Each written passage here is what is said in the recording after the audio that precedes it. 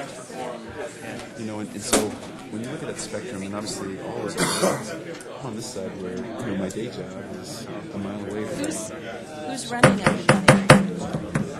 he's cool with these shoes. Okay, it is the witching hour, so welcome everybody to the March 11th, 2015 board meeting of the Pikes Peak Area Council of Governments. And Mayor, just a mic. And we do like to just start with introductions, since we've already established that we do have a quorum in the House. So I'd like to start with the gentleman to my left. Dennis Heisey, El Paso County Commissioner. Rob McDonald, PPACG. That's not more stuff. Jill Gabler, Colorado Springs City Council. Darrell Glenn, El Paso County Commissioner. Sharon Thompson, Fountain City Council. Colonel Rich Birchfield, representing Colonel John Shaw from Peterson, and pinch hitting for Colonel LaCory out at Schriever today. So lots going on out on the east side. Hi, I'm Brad. I'm Rich's friend. And he can represent me as well. Brad McDonald up at the 10th Air Base Wing on the Air Force Academy. I'm Hal Auger, the Director of Public Works at Fort Carson. Rod's down in San Antonio this week. So I'm Mike Silverstein with the Colorado Department of Health and Environment. I'm Jim Knoll at our public university here in town. Neil Levy, Mayor of Woodland Park, Colorado. Don Knight, Colorado Springs City Council. Sally Clark, El Paso County Commissioner. Welcome, Mr. Silkenstein. We've been waiting for you. Oh, no. Hey, I'm happy to be here. Tyler Stevens, Green Mountain Falls. Norm Steen, Teller County.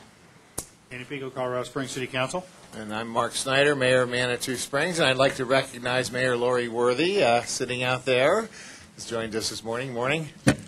Well, thank you all very much.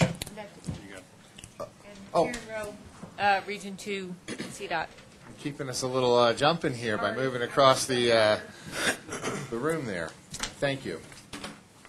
So our next item is 2, agenda approval. Do we have any requested changes or amendments to today's agenda? Just the revised agenda was posted on our website probably a few days ago. It's on the table, and the only change is moving up an information item to an action item, which is now item 6G, legislative items.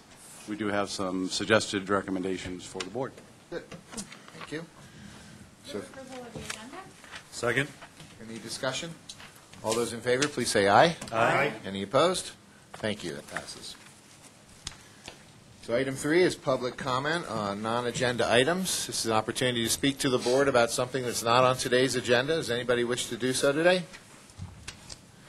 Anybody? Seeing and hearing no one, then we can move on to item 4, the consent items. And we have 3 of them today: the minutes, the financial reports, and some membership appointments from the MCC and the RAC. Move approval. Second. Any discussion?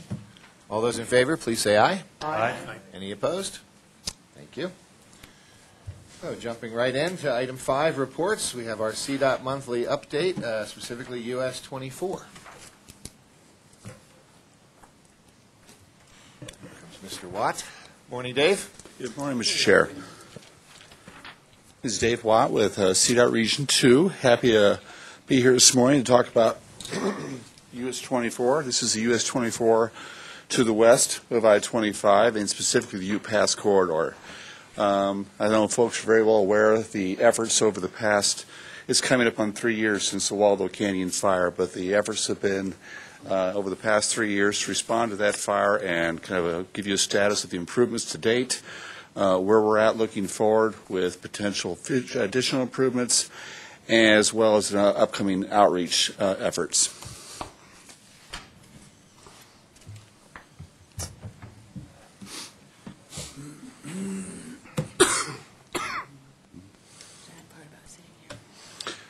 So what you'll see here briefly is going to be the US 24 drainage basins that are particularly affected from roughly the Rainbow Falls area west up through Green Mountain Falls, the completed projects along the corridor, the status of the US 24 flood monitoring devices, potential for upcoming projects. My apologies. The US 24 closure protocol, the US 24 communication plans, and some of the next steps with the post-fire mitigation efforts that are ongoing.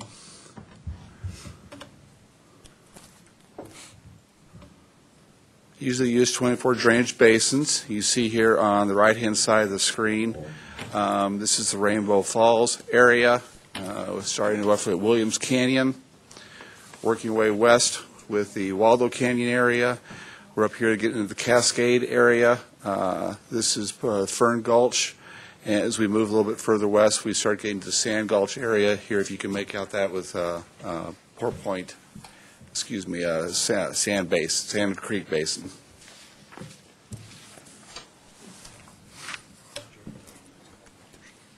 US 24 completed projects. You see the approximate cost of construction there. I want to highlight here, this is the Fountain Creek coming immediately down below Rainbow Falls. Off to the right is the embankment that holds up Highway 24. You see here the completed slope along Highway 24. Recall this has been a very eroded area in years past, and post-Waldo Canyon fire became a lot more tenuous about the stability of Fountain Creek. So there was approximately $2 million that was spent here to stabilize Fountain Creek, establish this bench that will become the future trails connection for the recreation area at the Rainbow Falls site for El Paso County, and again, the stabilized slope that looks a lot different than it did a few years ago. This is some of the Sand Gulch debris basin. There were a series of debris basins that were built along the corridor. This captures some of the debris from the watershed affected by the Waldo Canyon fire and gives our maintenance folks an opportunity to capture that debris, clean it up, and remove it before it impacts Highway 24. We built 4 or 5 of these basins along the corridor.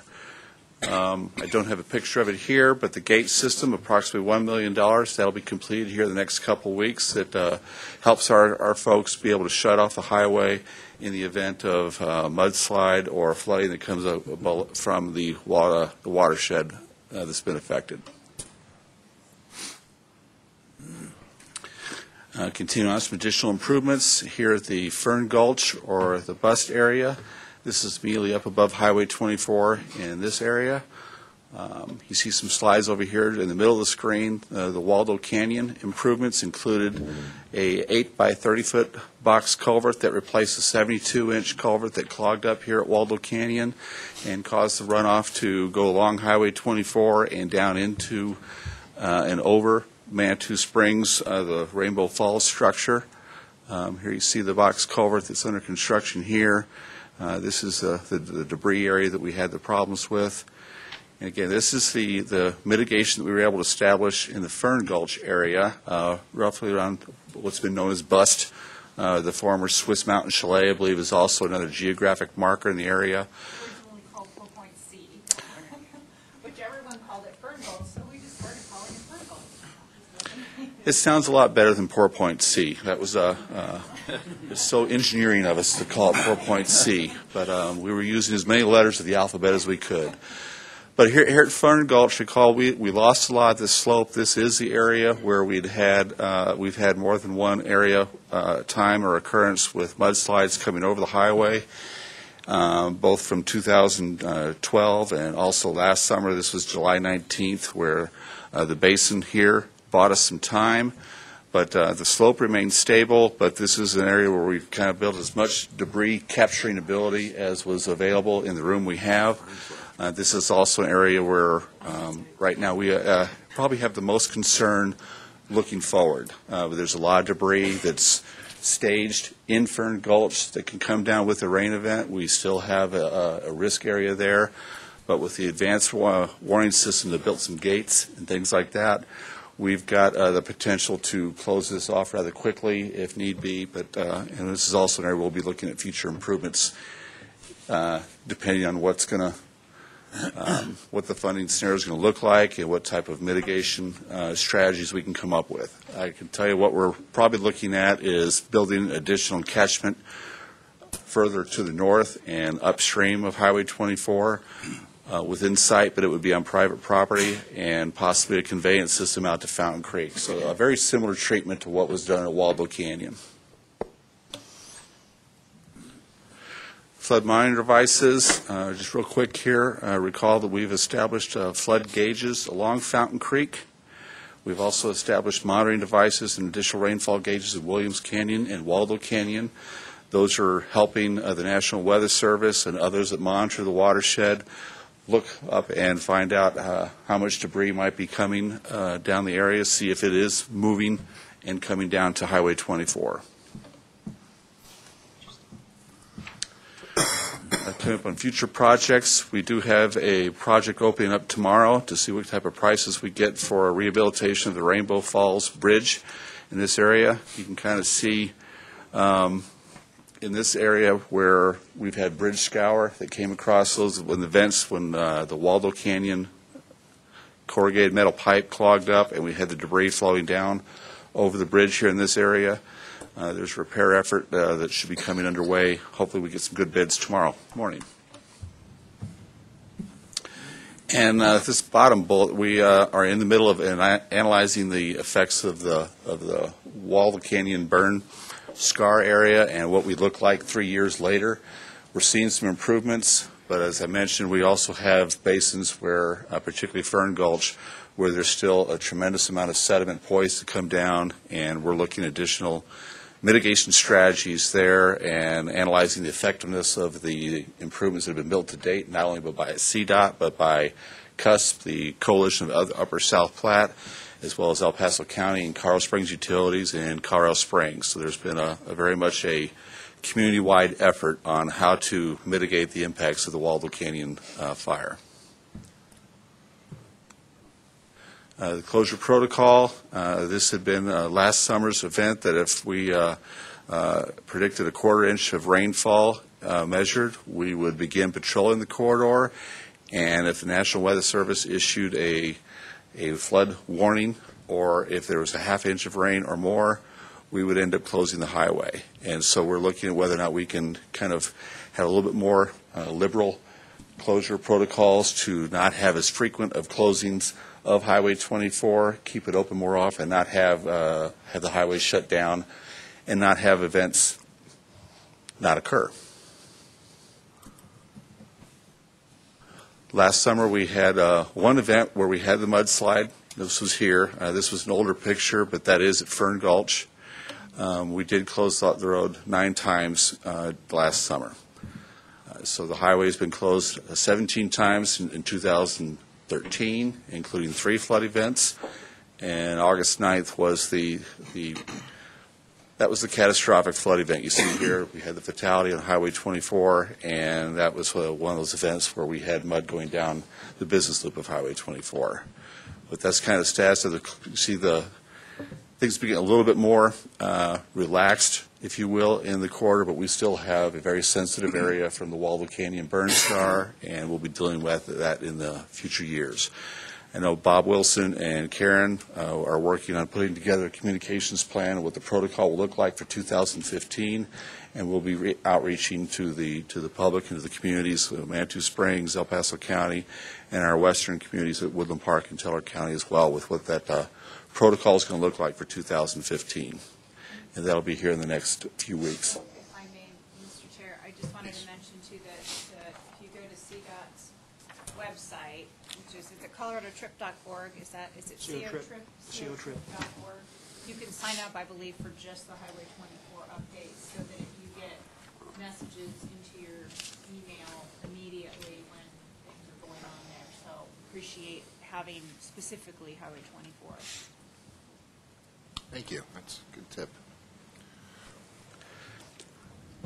So the upcoming 24 communication plan, I'm try to be a little more proactive, a little more timely, have interactive with the schedule, a few meetings with local officials and business owners so that Woodland Park and the Teller County folks can kind of help get the message out there as to what the 24 protocol looks like. There is still going to be a closure protocol, but hopefully with good information we can kind of help folks plan better around what's going on with Highway 24 this summer.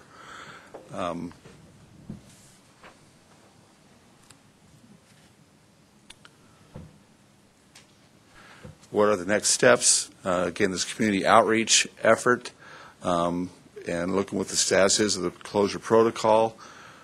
Continued maintenance. We are going to be setting up and making sure that the maintenance folks can clean out the debris that buys them that time on the basins that have been built immediately upstream of Highway 24. Continued collaboration with the Regional Recovery Group that's led by Commissioner Clark and Carl Springs Utilities and Carl Springs. Investigating further mitigation.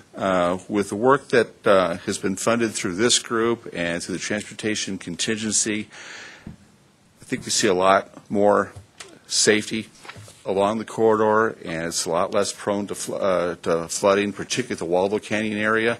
We feel like we've got that very well addressed. That's not where the concerns are.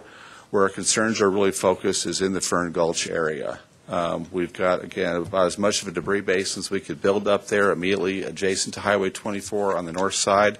But there's, when we hiked up there, you can see that there's a lot of debris ready to come down. And that's what the models are showing, that there's going to be a lot of debris, that there's still that potential for it to come down and overtake the debris basin that's been built. And that's an area where we're looking at making sure that we can respond as quickly as possible, as well as considering potential additional mitigation. A little bit lesser extent in the Cascade area. We did not have debris on the highway in Cascade last summer. I think that's in large benefit to the improvement that's been built by CUSP in El Paso County. There's a series of ponds that have been built up above on Pyramid Mountain to the north of the highway there, and so that I think it's given us more flexibility in that regard. But we are looking to see if there's some additional mitigation strategies in the Cascade area along Highway 24, as well as that stretch about 2 miles in between Fern Gulch and Cascade, if there's additional conveyance systems that we can build to keep debris off the highway and get it out to Fountain Creek. So real brief snapshots of the mitigation that's been built to date. These right here are at Pour Point A, or Sand Gulch. This in the bottom left is at Wellington Gulch. This is immediately up above the campground area, where we've built a pond and a grate system that better protects the pipe. There's about a 96-inch culvert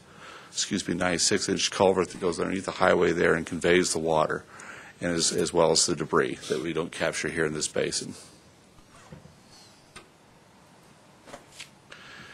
This is also the Fern Gulch area here on the upper right, and you see some of the other basins. This is on the Pyramid Mountain up above here where you see this basin. This was built by El Paso County. Commissioner Clark, you can tell me what color of funds those were, but I know this was a sponsored project by El Paso County that was built on Pyramid Mountain up above the Cascade area. I think those were primarily emergency watershed protection dollars. I could be wrong, but I think obviously, and then we have to match that with about 20%. So it's at not necessarily no cost to local government either.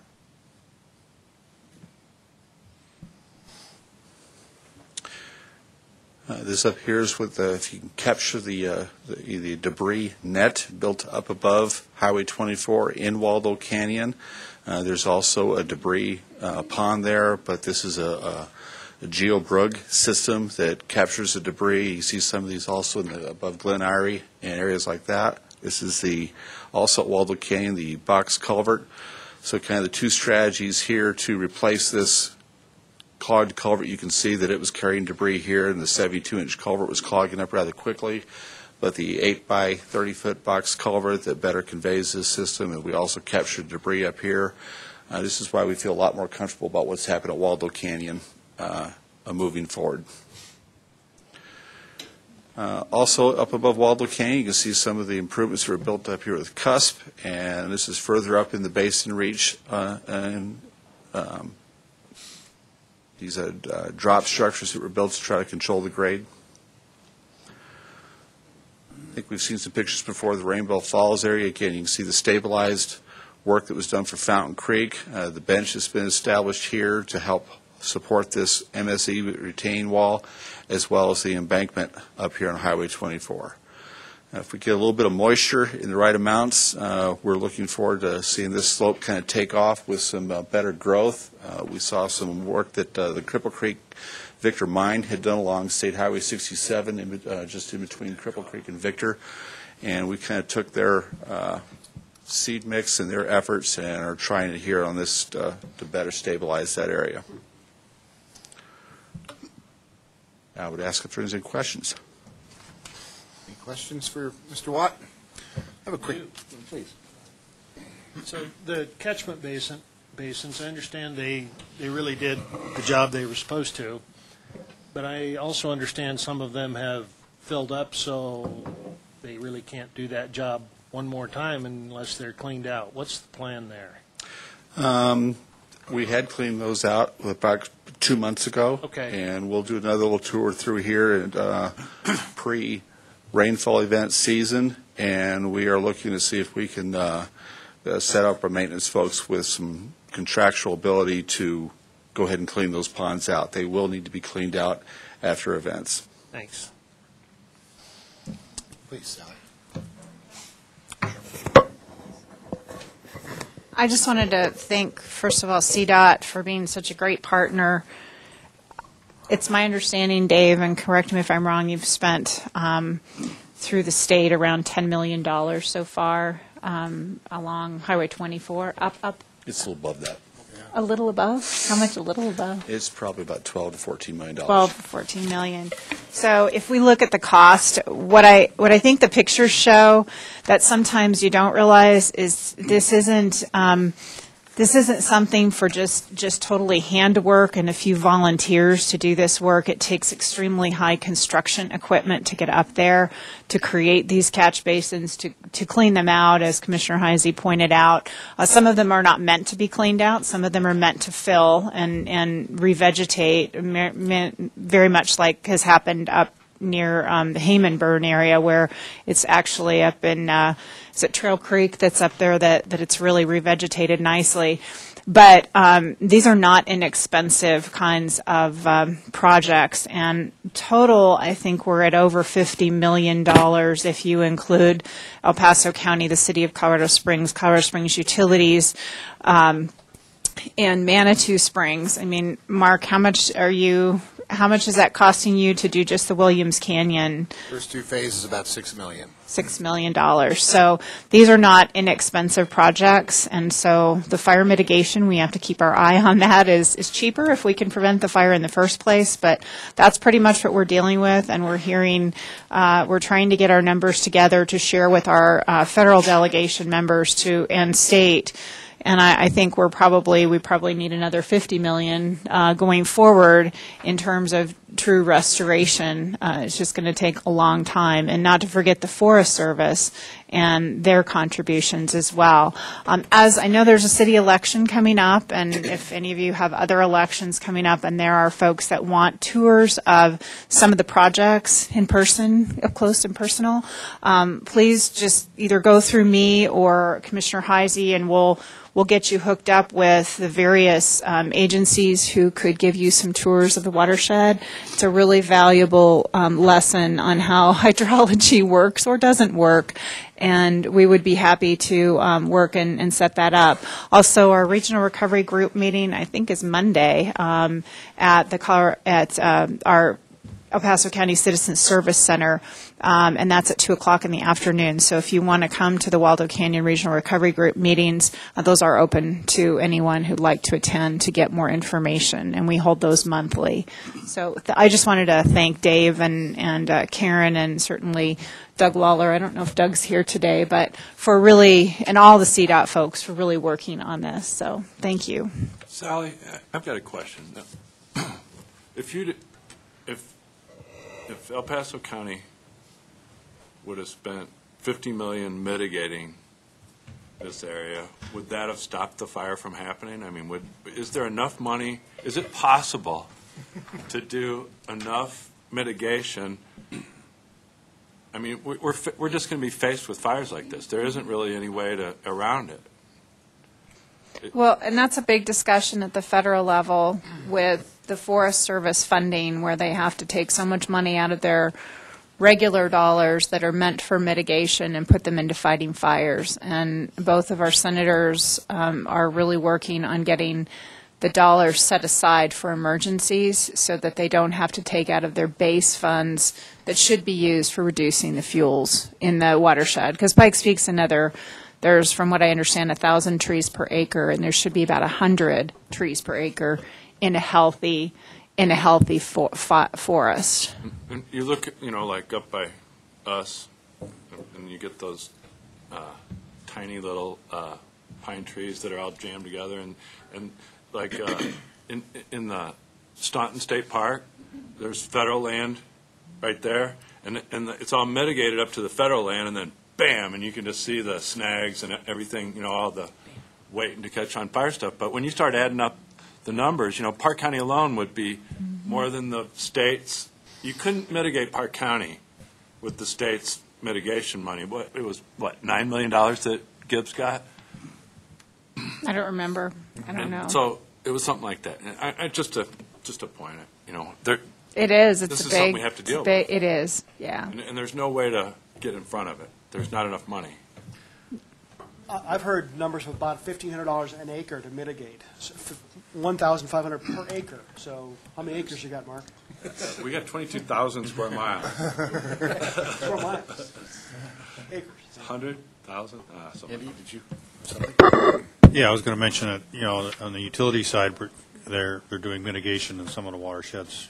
Yeah, it is definitely costly, but protects your water supply.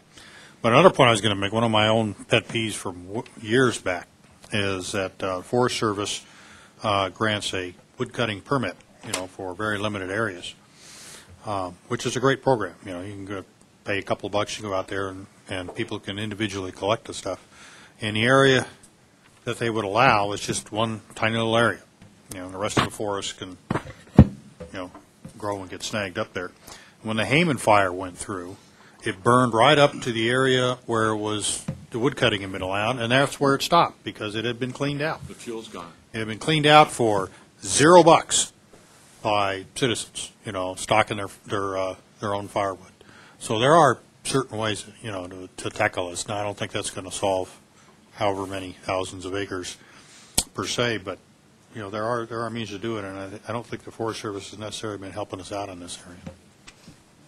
Just one of my pet peeves. Anybody else have any questions? One of our many. Comments? Well, Dave, I wanted to thank you, echo Sally's comments. You guys have been wonderful partners and collaborators with the county, with Manitou. One thing you didn't have on your list was your generous support for our Williams Canyon project that we very much appreciate. And, not only is Highway 24 an important corridor for transportation, for commerce, and for tourism, but there's a lot of folks that live on UPass, and it becomes very wearying to have to deal with these closures. And so your attention to that is really appreciated. And you've been great partners, and you've never forgotten about us down here, so we really appreciate that.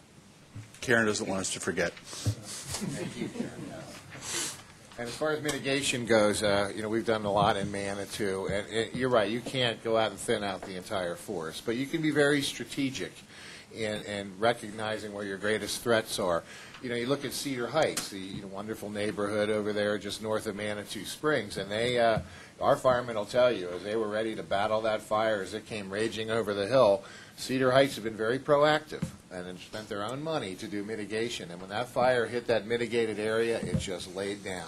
And it's really a testament to that it can be addressed, but it's very difficult. Thank you. So then we can move on to item 5B, Executive Director's Report. I think CDOT may have more. Oh, I'm sorry. I have a little bit more. Thank you. So yeah, that's the formal report. I'm not sure if you've heard, but Cimarron got the low bid and got team selected. TSH with Kramer. So TSH is the engineering firm and Kramer is the construction.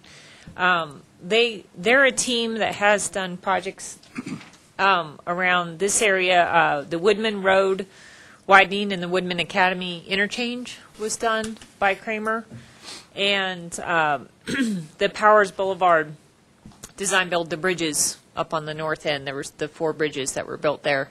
That was TSH with Kramer, who did that project too. And both of them were done on schedule and with high quality. So we're pretty excited for this team. We have something called the guaranteed maximum price. It was set at not to exceed $74 million. They came in at $72 million. So we were able, the project is now closer to $113.6 million. So that's good news. So the ramp contingency money was successful in helping us keep this project whole. So we'll be able to still use $2.5 million of the ramp contingency funds to award this project. And the completion date, it'll probably start sometime this spring. Again, it'll take until mid-April or end of April to get the notice to proceed to start, and then they got to get an office set up, and they got to work through some of the design issues. But it will, the conditions for the contract is it'll be completed by December 1st, 2017, or be operational by that date. So it has slipped a little bit, but it still will be done by the end of 2017. One of the really exciting features about it, and this is what's great about design build, is it has the team was selected because they came up with this innovation, and it helps the intersection of 8th Street and 24. But if any of you are familiar with that area, we would build a new road with a new intersection at 8th Street through where the Express Inn was. So there'll be a new road through there, and it'll connect to 8th Street and have a new signalized intersection at 8th Street with this new road. And that will really significantly help the operations along 24 and at 8th Street. So that it extends kind of that intersection operations and improves things. And so we're really excited for a lot of the features that this team brings. And I was talking about at what point we will do, there'll be a public meeting, we'll get some other details, but at some point we'll come back with a PowerPoint and show a lot of the features and things I'm talking about here to this group. So, and we'll keep you informed as those public meetings get scheduled and other items. So at this time, I know I don't want to go into a whole lot of details, but is there any particulars that you'd like to know? You're not going to forget this way to Park County and Teller County? Alma, stop at Alma. Right next to it, okay, so they can come visit you. That's right. No, they already come. Norm, please. Yeah, Karen, the I-25 Cimarron interchange is a wonderful thing. There is concern, though, particularly the gaming industry, about another summer of limited access up the pass. So it would be helpful to know what the plan is for getting large volumes of traffic up the pass, and what the bypass around the construction project might look like, so that we can begin communicating that to the casinos and the industry. Okay, so we'll do outreach to casinos and industry. One of the features that they have, or one thing that they're talking about, is they won't have any construction impacts to traffic on 24 I-25 until March 2016. For the first 10 months, they'll be working offline on embankment and other areas. So, again, there's a lot of details in that, Norm, that, they're going to put in a temporary bridge at one location, and so again, one of the reasons this team got selected was kind of for their methods of handling traffic and their low impact to the area. But for the most part, I don't think we'll have any formal detours. It's just handling it all in phasing for the interchange. Okay, that's reassuring. Thank you. So we'll bring more of those details later, and again with public meetings and things like that. And did I hear you correctly? So you're addressing the 8th Street issue, which I know has been a concern for most of us as far as fixing the Cimarron and not addressing. So there's going to be kind of a dedicated south exit connection that'll send people south on 8th Street. Yeah, so they'll turn to the east of 8th Street, go through the Express Inn area. So it's a brand new street with a new intersection at 8th Street. And the numbers operationally that they have is it'll increase capacity at the intersection by 20% on weekdays and 40% on weekends. So again, it kind of helps the phasing of that traffic coming back from the mountains on the Sunday evening if people can turn earlier to get to 8th Street. And then also coming from 8th Street to get on the interstate, it'll be a much easier access, like they'll, you know what I mean, with all the lanes there. Thank you, that's good news. Please, Sally. Karen, can I just ask, since it's design build, so when will we be able to take a look at kind of the overview of what's planned? Because I know it moves along hopefully a little faster than normal because it is design build, but when will we have a chance to kind of review the plans of what the intersections are going to look like at 8th Street and at the Highway 24? I think we've pretty much already done a lot of that pre-work, but the 8th Street is a new component into that. So just Right. kind of wondering what the timeline on that is. In general, like you said, with design build, we can come present some stuff that's very conceptual, you know, but then it's not enough yet. So groundbreaking is April, May. We're looking at having an open house in May, June, and I'll work with my team as to what point would we bring you guys the information, a little bit more details. There's aesthetic treatments that we can show you where the trail system works, you know, those kind of things. But I'll come back and have a better idea of the time frame, so of when we'll have the public meeting, and then when I can come and show you some of those details to this group, to this audience. And I'm assuming that the businesses right along that area that'll be impacted by the 8th Street piece then will be integrated into the outreach, just so they have an idea of their accessibility to because there's shopping centers there and quite a few businesses right there on the corner of 8th Street and Highway 24 Cimarron.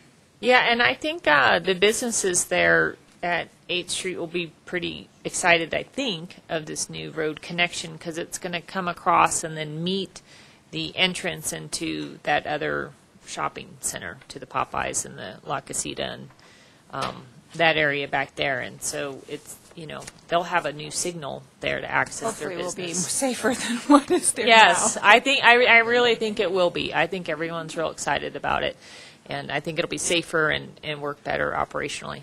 Okay, thanks. Thank you. Any other questions on that item? I have just a few more things. So 94, you had asked about last time, with safety issues.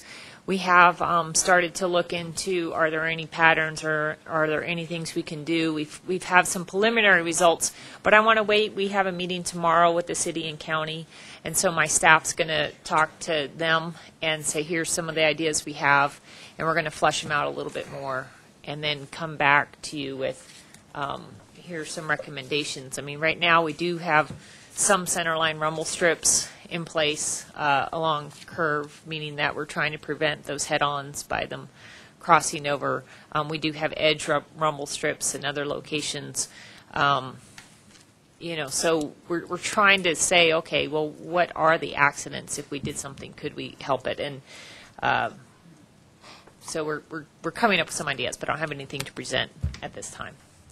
Also, our Region 2 planning position, planning and environmental manager, is out for advertisement right now. It's open competitive, meaning that it's open to external candidates, not just internal to CDOT. And those applications are due on St. Patrick's Day, March 17th. And so that was Lisa Streisfeld's position, who transferred to TSM&O, Transportation Systems Management and Operations. And then also, I just, even though this isn't good news, I just want to make you aware of, on our Powers project, we did hit a gas line last night. And my staff has said they're investigating how that happened or what happened. But we did have to close down a lane, and there are residents in that area without gas at this time. So they're trying to get that fixed. And I think they have the gas line fixed. I think they have to go around to all the residents and restart their gas service, so that takes a while to do. So I don't have any particular details other than it was where they're trying to build a big retaining wall. They ended up hitting the gas line. Commissioner? On the Highway 94 project, the county has about a mile of road to build on Stapleton, just south of Highway 24, that will complete a loop from Curtis north, crossing Highway 24, it'll hit Stapleton, which hits Woodman, and we have expected all along that that would become somewhat of a preferred route for folks going to Schriever that live on the north part of the county. So that may actually help out your Highway 94 situation, and we hope to have that completed by the end of this construction season. Okay. Thank you. Yeah, just referring to the unplanned upgrade of the gas distribution system. It's 1,411 homes right now are out of service, and it's ongoing. They do have it all shut off, and they're going through the process of purging, and will be doing when they're ready, one by one, to run them back on. Thanks for the update. Please. Hey, Karen, for your meeting next Yeah. week, with regard to the smaller meeting, with regard to 94, could Colonel LaCory get a point of contact? Would it be okay to have some of his folks from Schriever plug in, just to give you some? I would say not yet. And like I said, there's just some preliminary findings, and there's some, further investigations with the county and maybe our maintenance forces of what things can we do. And then maybe at that point, it would be appropriate to have a meeting with them to say, here's what we've come up with, what do you guys have? At some point, I think that would be good. I'd just say that I think it's probably better we do it a little bit more internal first and then do that. And so what was the name of the gentleman that you'd like to have? Colonel Bill LaCory. I'll Okay. say how to spell later on. He's Okay. the wing commander out there, so he's the one responsible for that installation. So at some point, you'd like us to meet with them? Yeah, get with his mission support group folks who. Okay. The cops and other folks who would be working on those kind of issues. Yeah. They just like to team up with you to make sure you're seeing it from their side of the equation too. Anything they do. Okay. No, that would be great. So I'd like to do, whatever we do, I'd like to be the most effective as possible. And so that would be a good meeting to have. But the meeting we have tomorrow is just a standard city and county meeting that we go over a whole bunch of little issues, and it's kind of a standing meeting. And then we could, from that, I'll talk to Sasan Delshad. He's not here today, but he's our traffic engineer, and see if he can set up a meeting with what we came up with from that and get any other input. Because I know when I talk to our maintenance forces, they're like, God, they just drive so fast out there. Well, there's so much we can do about that, but maybe there is some enforcement things or educational. I don't know. I can link you two up and then. Okay. When the time is right. That would be great. Okay, thanks. Any other questions for Karen or comments? Well, thank you. We've added this kind of as a standing item, this update with CDOT, and it's so important, the work you do, and to all of us here. So I think we'll keep that in place, and really appreciate your giving us such a good briefing. If there's no further CDOT questions, then we can move on to the Executive Director's report. Sure. Thank you, Mr. Chairman. A few things to highlight from the report that's in your packet, all about outreach. One of the things I did last week, I belong to a group for free, is the Western States. All my counterparts in Western States, so we get some mostly the big cities. We get together once or twice a year, compare notes on different things we're doing, whether it's transportation or area agency on aging. But transportation seems to be dominating most of those discussions, as they're trying to build light rail lines in Vegas or Utah, doing a statewide plan that everyone agrees to. It's pretty interesting things that we learn from each other. They still like transportation authority around here.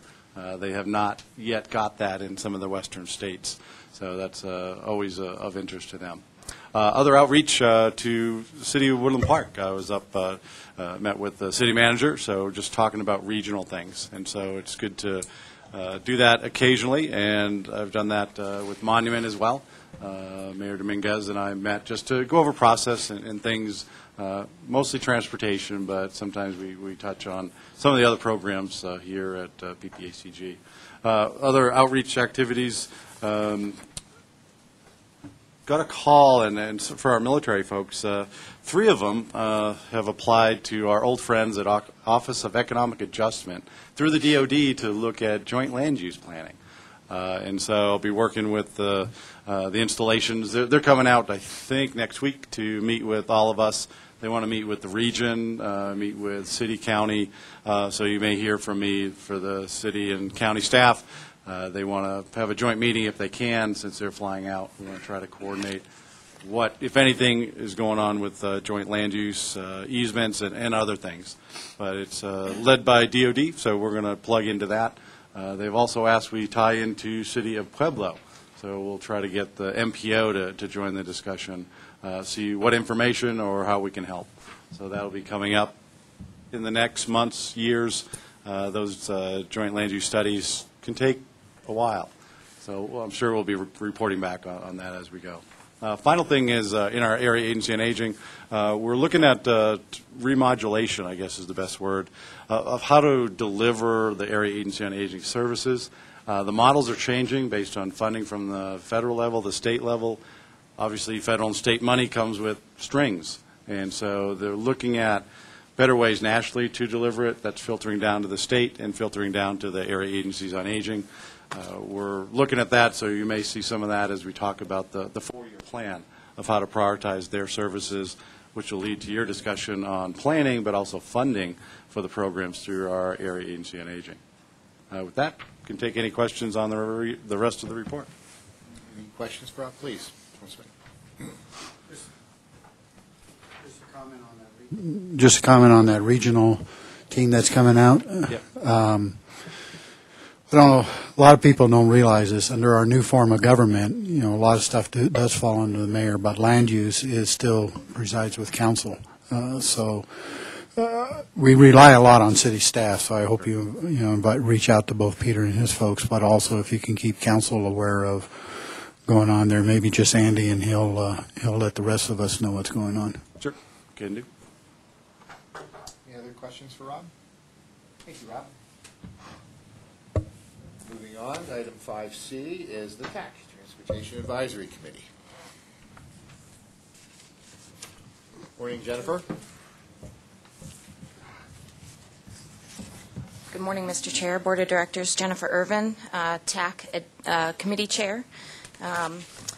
We had a good meeting this last month in February 19th, and just a summary of that is that our first item, we did have a presentation by Susan Davies, who's the Executive Director of the Trails and Open Space, had requested an additional position on TAC, and we heard from her and discussed to have that as a discussion item at our March TAC meeting. The second item, we had election of officers, since we did not handle that in January, and I remain the chair. The first vice chair will be Brian Vituli with the City of Colorado Springs, and then the second vice chair is Victoria Chavez with El Paso County. On our action items, we heard the MPO boundary change, which we've been discussing probably for the past 4 to 6 months, and heard about the MPO area and also the additional request regarding the UZA, or the adjusted urbanized area. And so the committee unanimously recommended that the Board of Directors approve the MPO boundary as discussed, and then we also further recommended, asked the Board to request CDOT, PPACG staff, and Federal Highways to reopen its process in regards to the adjusted urbanized area. And there's been some subsequent discussion since that hearing, and also since the CAC. So I expect that staff will address that during the meeting today in regards to more of the adjusted urbanized area. In regards to the TIP, Mr. Prather spoke to us about the request to add additional funds and also additional projects by CDOT, and also the request by the City of Colorado Springs to transfer fund. What Mr. Prather let us know is that there's a policy in regards to unused and return funds, and that those would have to be returned to the pool and then go through a call for projects. And there was a lot of discussion about that because the committee is very committed to looking for ways to make sure that we fund the Powers interchange, or not, sorry, it's not an interchange anymore, but the Powers Stewart improvements. And so we recognize that we need to go for a call for projects for that. So the committee, as a result of that, unanimously recommended that CDOT's request to add additional funds and also the projects, and also to return the other funds to the pool to go through the call for projects, and we anticipate that that will be an accelerated call for projects. In regards to Gate 19, there was a lot of discussion about that. We provided an update, and Craig will also provide you an update on that project as well. In regards to the new transportation improvement program, there's 4 years of TIP that needs to be approved, and so there's an additional year out there that we need to be able to program. And we've been discussing this at the TAC and at the local entities for some time now. We are facing a similar increase in project costs that you've seen at this board, at Fillmore and the ramp projects. And what we've been discussing and what we are recommending is that you approve the development of the new TIP to add funding in that additional year for those projects that are already approved by the board, to make sure that we're able to fund those fully before we add new projects. And if you have any questions, our next meeting is March 19th. I had a question for Jennifer, as several of us got emails with regard to the Trails and Open Space Coalition wanting a position on the Technical Advisory Committee. And just to kind of give us a framework, the TAC is primarily government agencies, is it not, Jennifer? And so a better place for maybe someone to apply would be the Citizens Advisory Committee. So can you just go into what the framework of generally who serves on the Technical Advisory Committee? Yeah, and Rob can jump in here as well. Essentially, the dues-paying members, those governmental members, are voting members, and then there's some other members in regards to some of the, so those come from the City of Colorado Springs, Palmer Lake, El Paso County. In our board bylaws, in our TAC bylaws, those are the typically the voting members. And then there's some members on the TAC that are non-voting members, and I'd have to look at the bylaws to remember, but I think those are the military. Military. Yeah, the military installations usually have representation from their technical staff. So it's really the government agencies that are on the Technical Advisory Committee, and obviously PPACG, which is governmental. So there was some concern about that, and some of the discussion alluded to the fact that, if we add one more, who else is going to add, and how big and unwieldy can you get? And so also from some perspective is that, the governmental entities also are not just roadway. We also look at those trails and open space types of things. So, and some of the discussion from some of the members was to that end, is that maybe a better location. So that's one of the things we asked Craig and staff to look into, is what do other MPOs do, and kind of go back and look at our bylaws so that we can have that discussion at our meeting next month. And that may be something that we forward on to the board, because the board really determines the makeup of the TAC. Yeah, and I don't have any disagreement the way it's already made up. I'm not sure I want to spend a lot of time on this. I think the better thing would be to let the Trails and Open Space Coalition know that there are potential openings on the Citizen Advisory Committee, and that would be likely a better place for them. I don't necessarily want to open it up to every nonprofit wanting to have a space on the Technical Advisory. There are technical experts versus the more broad-based Citizen Advisory Committee. Andy? Well, I don't have a feeling one way or the other about it, but it's the Transportation Advisory Committee, and I know they already have non-motorized focus on some of the planning. I'm not entirely sure that either need or don't need. But why? I'm not following why we would want to shift such a representative to the CAC rather than the TAC. Well, Tyler was next, and then we're going to address that specific question. Rob will probably have to help my memory, but at one point, I think on CAC, maybe TAC and maybe AQTC, we worked to eliminate specific organizational representation seats other than member entities. I remember at one point we had chamber and all the other things, and to that end, I think it's more important that we have good folks in the right seats to represent the varied interests, and the technical committee is the technical experts of the member entities of PPACG, and it's probably not an appropriate place for citizens at large, if you will, and that's why we do have open meetings of the committees to see that participation, and then finally at the board meetings we have open participation and public participation at that level. If there's a specific interest that needs to be presented, either that should be represented at the CAC level or directly to the board of directors and correspondence, and I think that's more appropriate.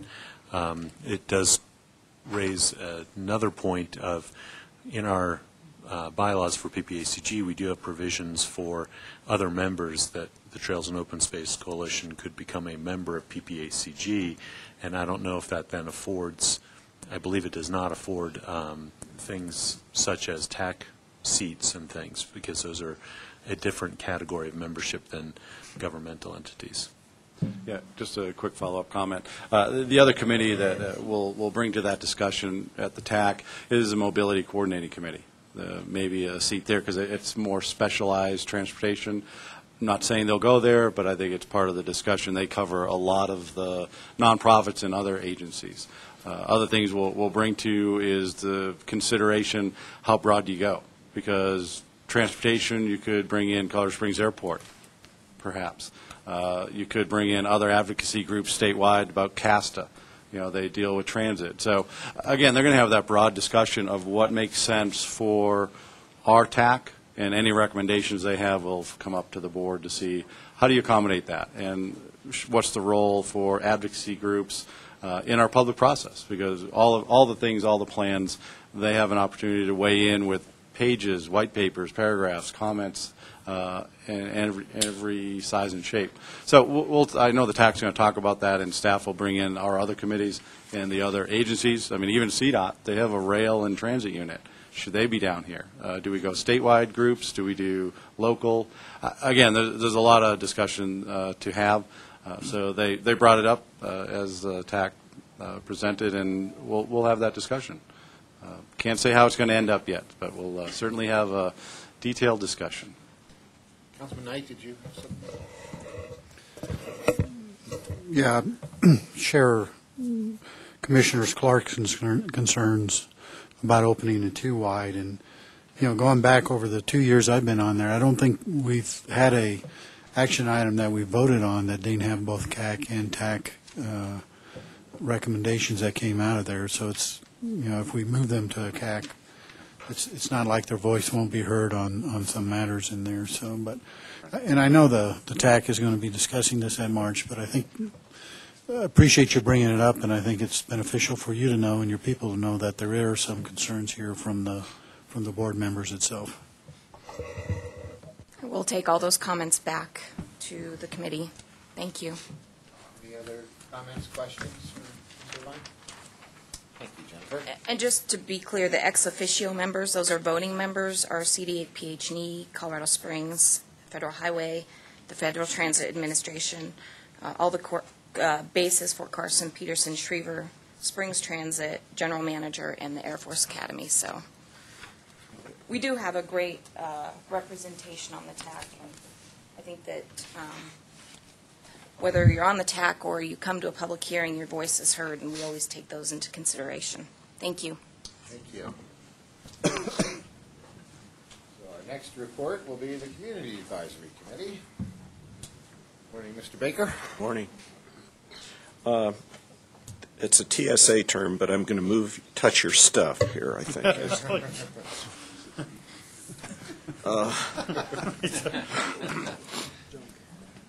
I'll try to move as quickly as I can.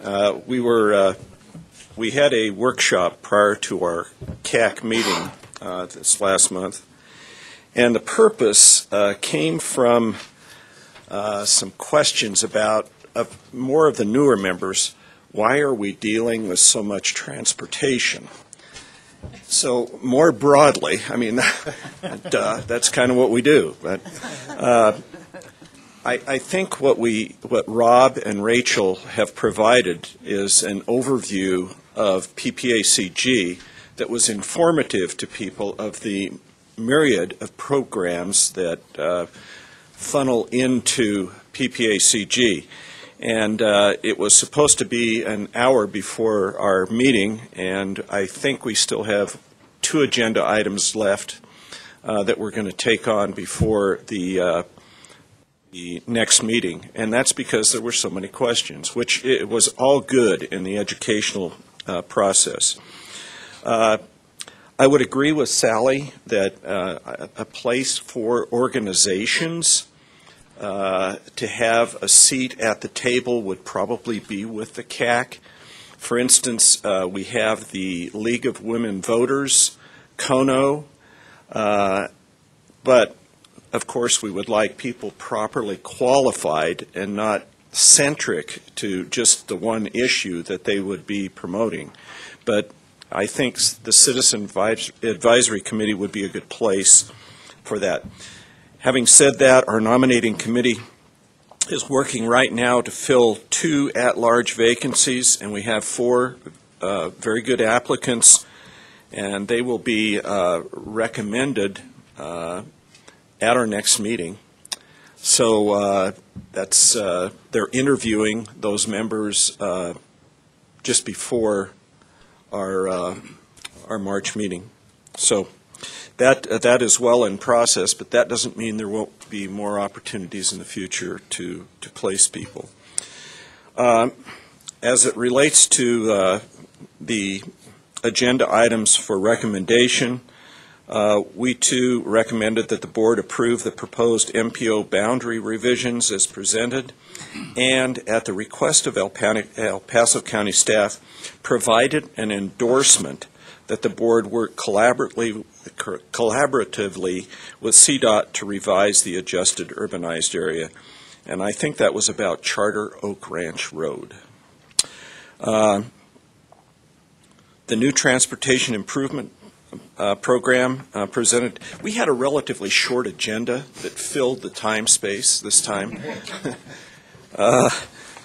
The new transportation improvement program, Ken Prather discussed the necessity to create the new 4-year TIP, and PPACG's short-range transportation planning document. Of the options presented, the CAC unanimously recommended that the board approve staff's recommendation to 1, approve a new 2015 to 2019 TIP using 2019 funds to pay for inflation costs of existing projects, and then develop and approve a second TIP by October 1st, 2016 that would thoroughly address the issues identified here, with a call for projects for the new years, at least 2017 to 2020. The Transportation Improvement Program Amendment number 26, Ken again reviewed requests comprising amendment number 26 to the TIP. The committee made positive recommendation to the board to approve the following requests: the addition of CDOT pavement projects, the cancellation of the West Uinta project, the return of Metro Ride funds from van purchases, the addition of $2.9 million of STP Metro funds from CDOT, and a special call for projects to address the funds now available by those actions. So that kind of, I hope I whipped through it enough. And I'll put the stuff back. Do they do that at Questions? TSA too? Any questions for Mr. Baker? TSA put their stuff back? Pardon? Does TSA put their stuff back, your stuff back? You know, having just been through an airport last night, they probably would. Thank you. So we can jump right on to our RAC, Regional Advisory Council. And I did not see Joe Ruth. Well, Say it stands as written unless there are questions. what he said. Does that work for everybody? Since we don't have a representative here today? I think the only thing I'll highlight, it really was are a subcontractor for them. So those agencies that provide direct services to the seniors over 60 in our world, they all were here to talk about what services they deliver. Obviously, it's a great opportunity for a lot of the folks on the RAC to visit with them because they don't interact with them day to day. They do recommend funding to you all for them. We had 2 new ones that will be applying for the funds that you'll see in a month or 2 to allocate funding. And they are very interested to provide services to the seniors. They see the demographic as you've seen the presentations by us a few times. So that was a good forum they do every year, and we usually host it right here. And we'll invite you next time, as we did last time. Thank you. Any questions on that for Rob? We can jump right on to item 5F, the AFCURE, Arkansas Fountain Coalition for Urban River Evaluation. Good job. I can read. Jenny. That's me. Rich asked me to come today and tell you all what AFCURE has been up to. And AFCURE, if you don't know, is a group of, right now it's mostly just wastewater dischargers who have permits to discharge treated wastewater to the streams in the area. And we gathered together a couple years ago after the state developed nutrient regulations that impact all of us. And we meet once a month on the first Tuesday of every month. And we have started uploading our nutrient data to the data sharing network. This is one of the activities that we sort of all work together on. And the data sharing network is a public website where you can access any water quality data in the state that very different entities are collecting, and if they share it to the data sharing network, anybody can access this data. And it's really kind of interesting. Regulation 85 requires us to collect nutrient data as wastewater dischargers and provide it to the public. So we're all kind of new at this, uploading our data to this template. It's the biggest spreadsheet I've ever seen. But we are working on that right now, and it's actually due to the data sharing network by the end of this month, but the state wants it submitted by April 15th, which seems to be a big date for a lot of things. We're also working on a sampling and analysis plan, which we are all responsible for sampling different locations in the watershed, and this is Monument Creek and Fountain Creek, both upper and the main stem of Fountain Creek, and we're trying to coordinate our efforts so that we aren't running into each other at all these different locations on the stream on the same day, collecting the same samples for the same parameters. So we're trying to coordinate that. That's been pretty challenging, but very interesting because the collaborative effort has been great. We also have a website, which is called afcure.org, and very excited about that. Lots of information available there on our sampling locations, maps of the sites, a calendar of events, which aren't a whole lot right now. Our monthly meetings, I think, are on there.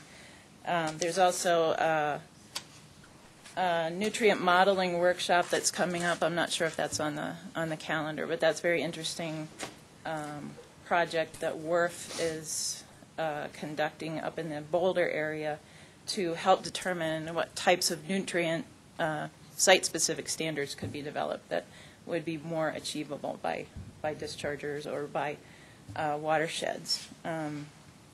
Rich is also working on a 319 grant, and I think I'm helping with that a little bit to come over tomorrow to take a look at E. coli data, which is more exciting to me than most people. We have quite a bit of data that's being collected in the watershed, and I don't know if you're aware, but the streams are all impaired for E. coli, meaning that they exceed the stream standard for E. coli. Most of them, and this is a standard that's protective of recreation, most of the locations are more within the urban area where they are impaired. And they're also more seasonally impaired, so it's more during the summer months that you see higher levels of E. coli. So the watershed-based plan will prioritize the areas that need more evaluation and assess effectiveness of best management practices.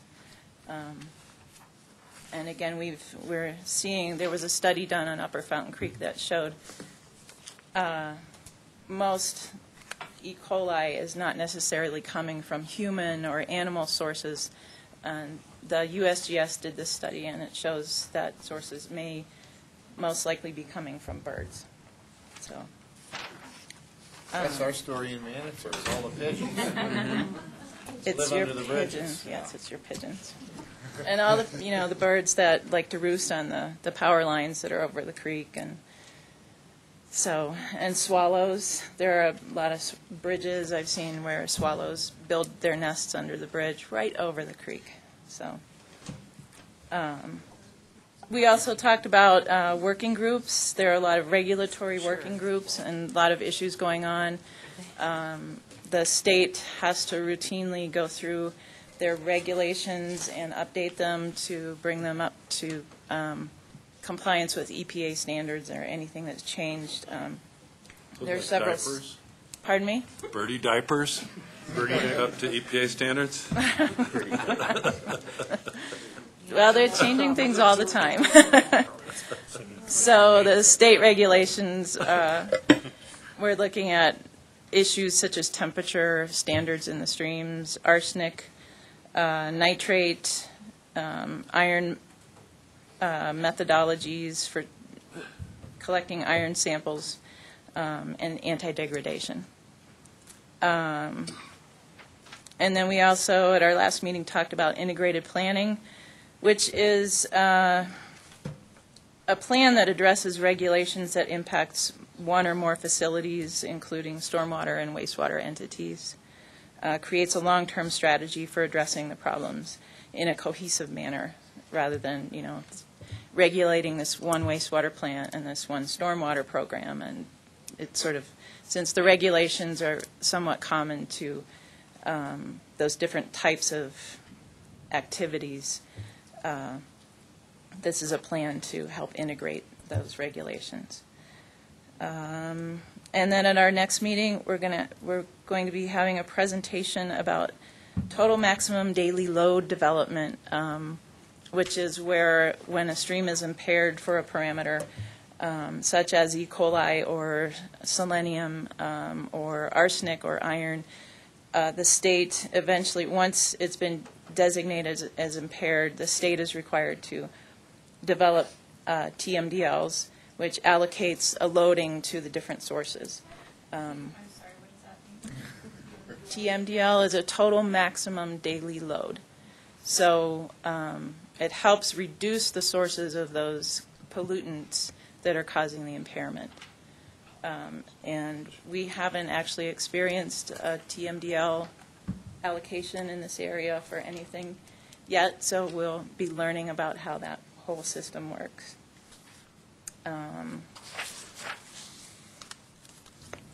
AFCURE submitted comments on a couple of different permits that have been issued, wastewater discharge permits. And we also submitted comments on the 303D listing methodology, which is a methodology that the state uses to evaluate streams for impairment. So we are doing a lot of collaboration. And that's it. Any questions? Thank you, Jenny. I think You of bet. all of our committees, we rely upon you the most, this committee the most, for your technical expertise.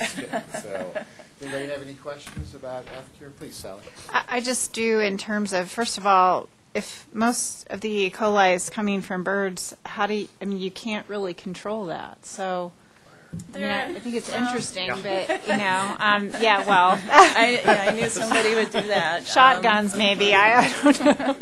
Shotgun method, I don't know. But I think one of the things that we were talking about a year ago when we first started talking about the grant was BMPs to help try to exclude birds from resting or roosting under bridges.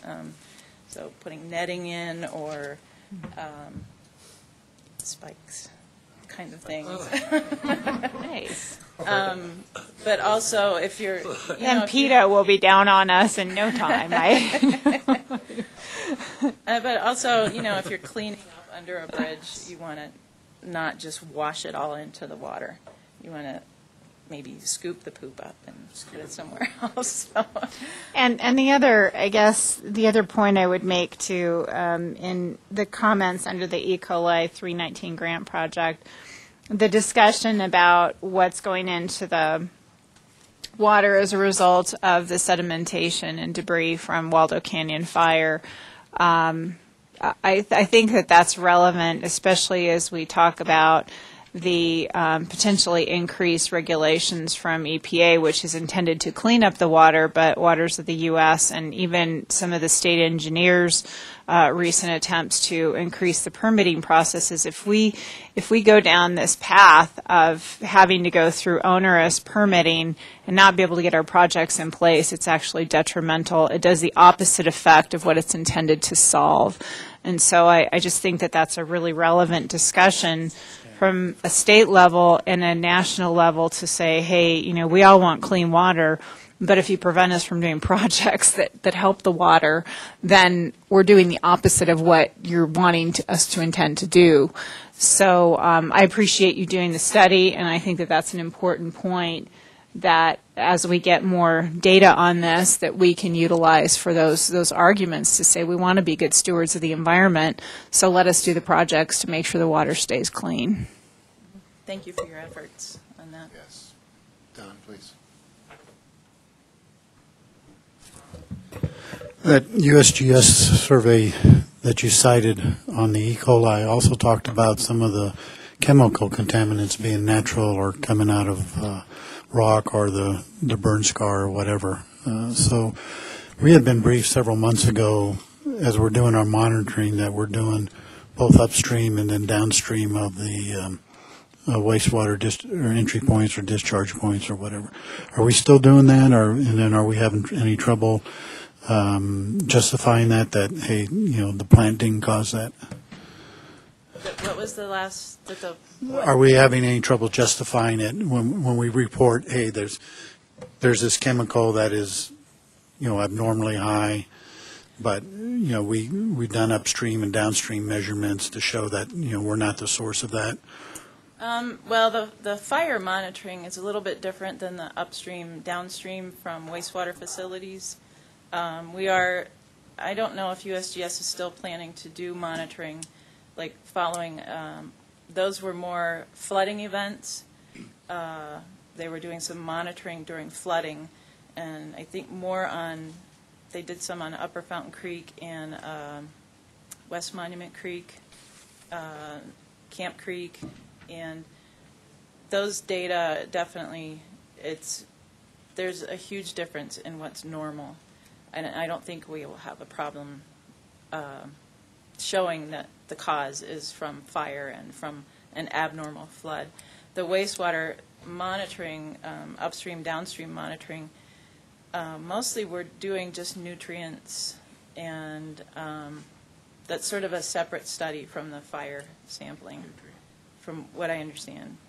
So, Rich, do you have a comment? Yeah, I can go ahead and touch on that real quick. The USGS just went ahead and completed sampling at 6 sampling points, like Ginny mentioned, on Upper Fountain Creek, the main stem of Fountain Creek, and Monument Creek, to go ahead and take a look at post-fire water quality. And right now, I'm looking at that data to go ahead and determine if there's any high concentrations based upon baseline data that we have for those points. And we did sampling for filtered and unfiltered. Unfiltered meaning to try to get a sense of how the metals might be binding to the sediment. And when you filter that water out, you go ahead and just get the water, and all the sediment is filtered out. So you can go ahead and determine how much water quality is being impacted by the sediment and what constituents might be binding to that.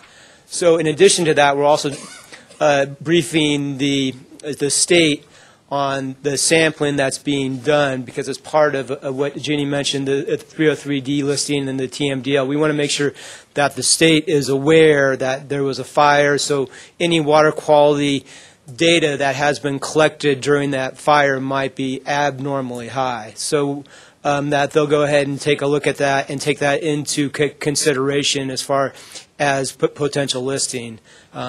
Because like you mentioned, Sally, we don't want our streams listed because there was a fire and we have concentrations that we're seeing that are abnormally high because of the impacts from that fire.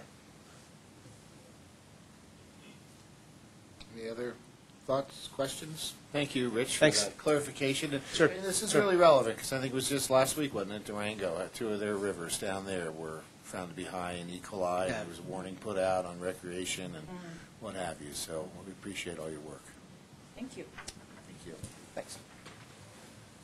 Okay, we can move into section 6, action items, and we'll start with 6A, Fort Carson Gate 19 project status from all entities. Actually, an information item contained within the action item section, huh? Good morning, Craig Casper. I'm the Transportation Director here at PPACG, and let me change some of my slides. The last month, you asked for an update on the status of Gate 19, and so we will give a quick status. These are, or I'll zoom in so you can see the other gates. Whoops, wrong way. You can see the sort of abnormal counting: Gate 6, Gate 5, Gate 1, Gate 2, Gate 3, Gate 4, Gate 20, and then Gate 19 is security plan at Carson. and it's quite effective. So we're speaking of Gate 19, and when we speak of Gate 19, we're also talking about on and off post improvements to the gate. On-post improvements are, I believe this is the route, okay, to improve from Gate 19 up into the Cantonment area to the north. This is Butts Army Airfield. And the reason that a more direct route couldn't be taken here is actually because of force protection of Butts Air Strip right here, so had to take it down south around the airfield. The construction on this road is part of 3 military construction contracts that will be undertaken in the next 3 years as part of it's a subset of a larger construction or another construction project. So around December 2017 is looking to complete that. The off-post, which is more pertinent to what we're talking about here, is Charter Oak Ranch Road right here. And let me turn on, we haven't concerned ourselves too much with it because right now it's in Central Front Range. It's not part of the Pikes Peak area. Our boundary is right here, down the median of the interstate. And so this has all been falling outside of the Pikes Peak MPO, part of Central Front Range, and not a high priority to Central Front Range.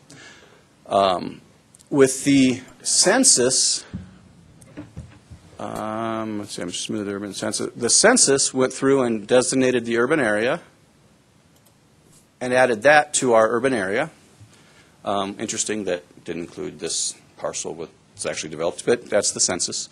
And so this part is now in our urban area and must be included into our MPO boundary.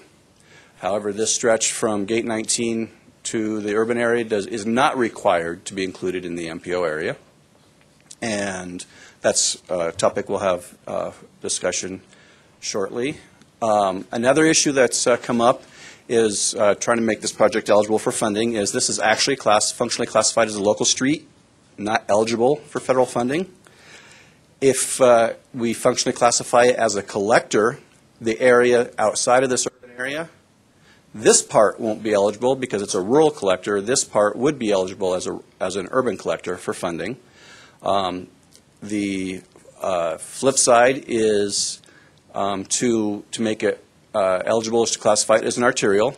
And I think these the functional classification and the MPO boundaries go through CDOT and Federal Highway. I think a strong argument can be made for an arterial because you're connecting a military base to an interstate.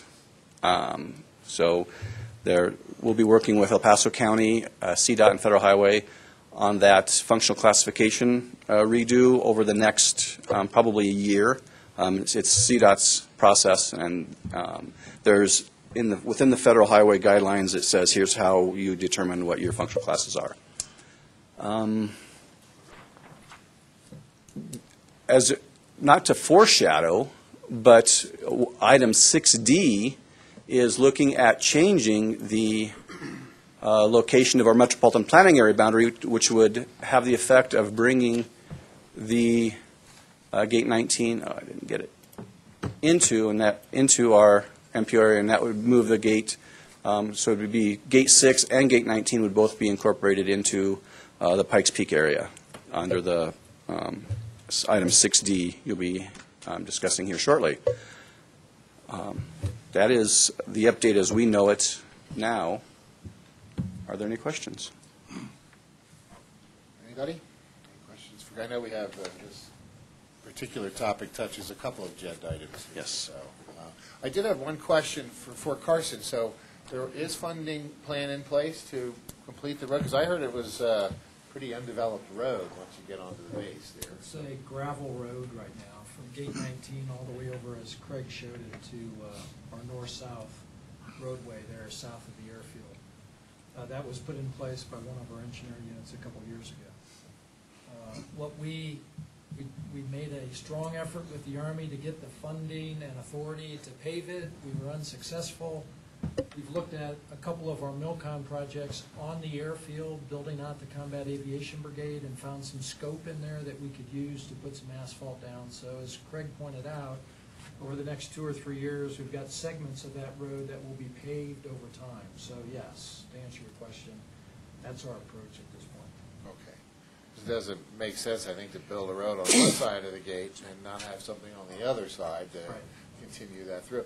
And is it also my understanding that a lot of the folks that are looking to use Gate 19 are coming up from the south, up from Pueblo and well, if you look where the access, here, let me zoom out and get all the gates again. Fort Carson is great. Lots of gates on the north and, here, let's go back to north.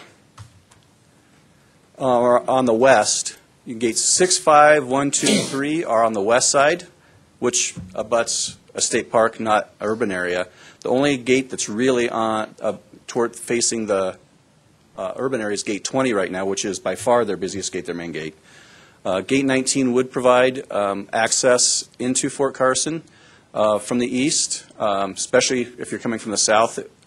An issue, and I don't know how, I guess, pertinent it is, the on-post speed limits to go from Gate 19, if you're going up to the northern cantonment area, this is going to be much slower than this at 65, I think is the speed limit, miles an hour up to Gate 20, versus 25 or 30 miles an hour on post. I forget what the on-post is. Is it 25? 30? Okay. So up there, so on-post travel isn't going to be slow, unless you're going to Butts Army Airfield or the new brigade headquarters here. Right. I would add to what Craig said, that brigade headquarters and the airfield there support 4,000 in the brigade and 2,700 in the cab, so close to 7,000 soldiers at a work site. And 30 to 40% of our population lives to the east in Fountain Security communities. So it will be a very, Gate 19, when improved, will create a much better opportunity for a large segment of people coming on and off Fort Carson. Thank you. Questions for, please, Sally. I just had a thought, too, that who's not on this list is PPACG, which would be the Pueblo Area Council of Governments, and I don't know what their, I mean, we also need Pueblo County involved in this. I think that that's pretty critical. It's important to their economy down south, and I think that those two stakeholders need to be at the table and willing to help us in this. I guess my question is at this point, what do we need to do? Is there something in terms, do we know exactly how much it's going to cost for these improvements? And when we did, as a example, I think when we did the connection at Fountain, now I can't even remember what interchange that is. Dennis, help me on this one at to Fort Carson, Highway 16. Thank you. Senator Salazar and at the time Allard were the ones that really pushed that forward to get some additional money and cobble together enough money to get that done. So I think if we need to come up with a plan, then those of us that are sitting around this table need to know kind of what that plan is and dollars that we go after.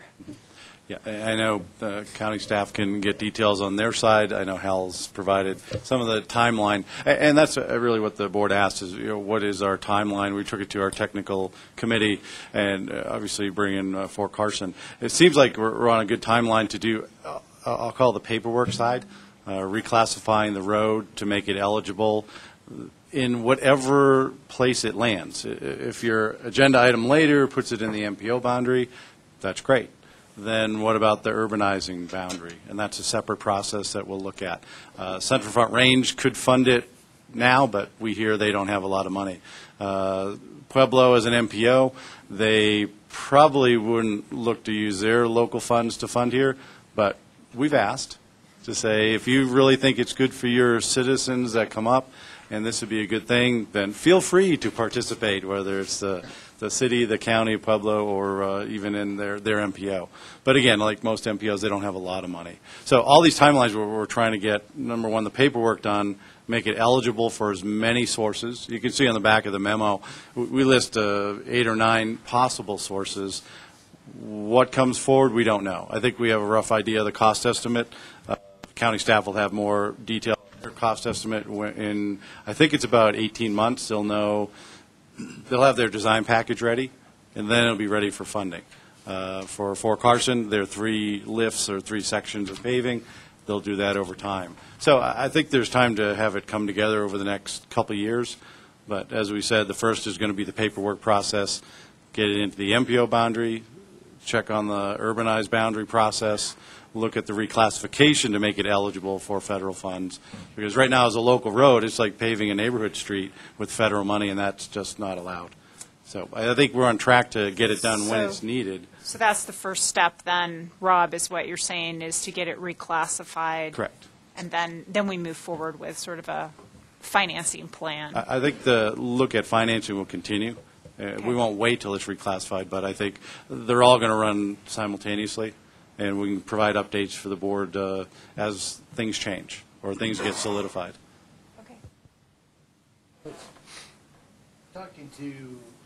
Talking to Andre Bracken yesterday, county engineer, he indicated that the Tiger Planning Grant, that increases your chances of being able to get another Tiger grant. It's certainly not a lock, but if they're kind of in for a penny, in for a pound kind of thing. So we like that's still another option that we're pursuing. I just want to add from the county standpoint, there's going to be several actions that we're going to be coordinating with PPACG that you're going to be seeing in the next few months. We definitely want to change the classification of the road. It was a local road. With the gate open as it is now, it's no longer a local road as it stands today. And so we will be, and then also the long-term plan for that road, it's not going to be a local road. Could be a collector or arterial, as Craig mentioned.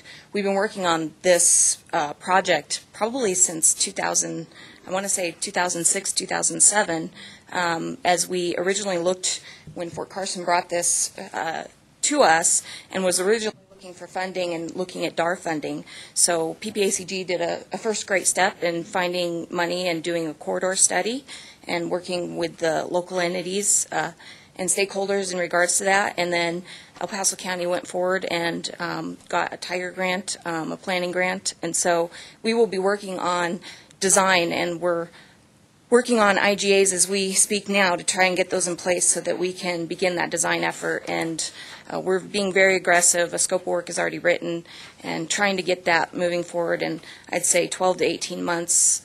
We already have cost estimates for the project, but as the design moves forward, we anticipate those to get down closer and be more accurate. So what you also see is the MPO boundary change, and then also looking at the urban boundary, but also looking at how to get this project within the plan today. There's DAR funding out there that we see that's identified in your fiscally constrained plan, so you'll probably be seeing an action very soon to try and get that project in the plan, at least under a possibility of a DAR funding. That way it's in the long-range transportation plan. If we need to get it funded either through DAR or in another location, there's the ability to do that. Thank you. There's no further comments or questions? This will be, I think, an ongoing agenda item for the next several months. So, let's move on to item 6B, 2013-2018 TIP Amendment number 26. Good afternoon, or good morning. I'm Ken Prather, PPACG Transportation Planner. Very good. TIP Amendment 26 has a request from two entities. CDOT is requesting the addition of 8 new maintenance projects and additional funds on a 9th one. City of Colorado Springs is canceling a project and has cost savings on another, and in their initial request, they requested these funds be transferred directly to 2 other projects. PPACG is required to have an open and competitive selection process in determining how federal funds are awarded.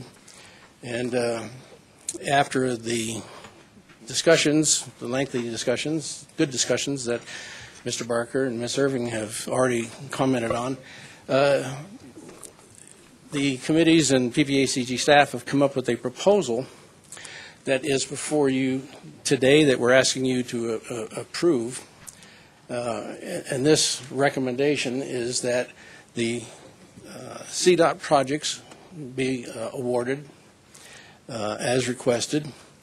The new funds that CDOT has identified and the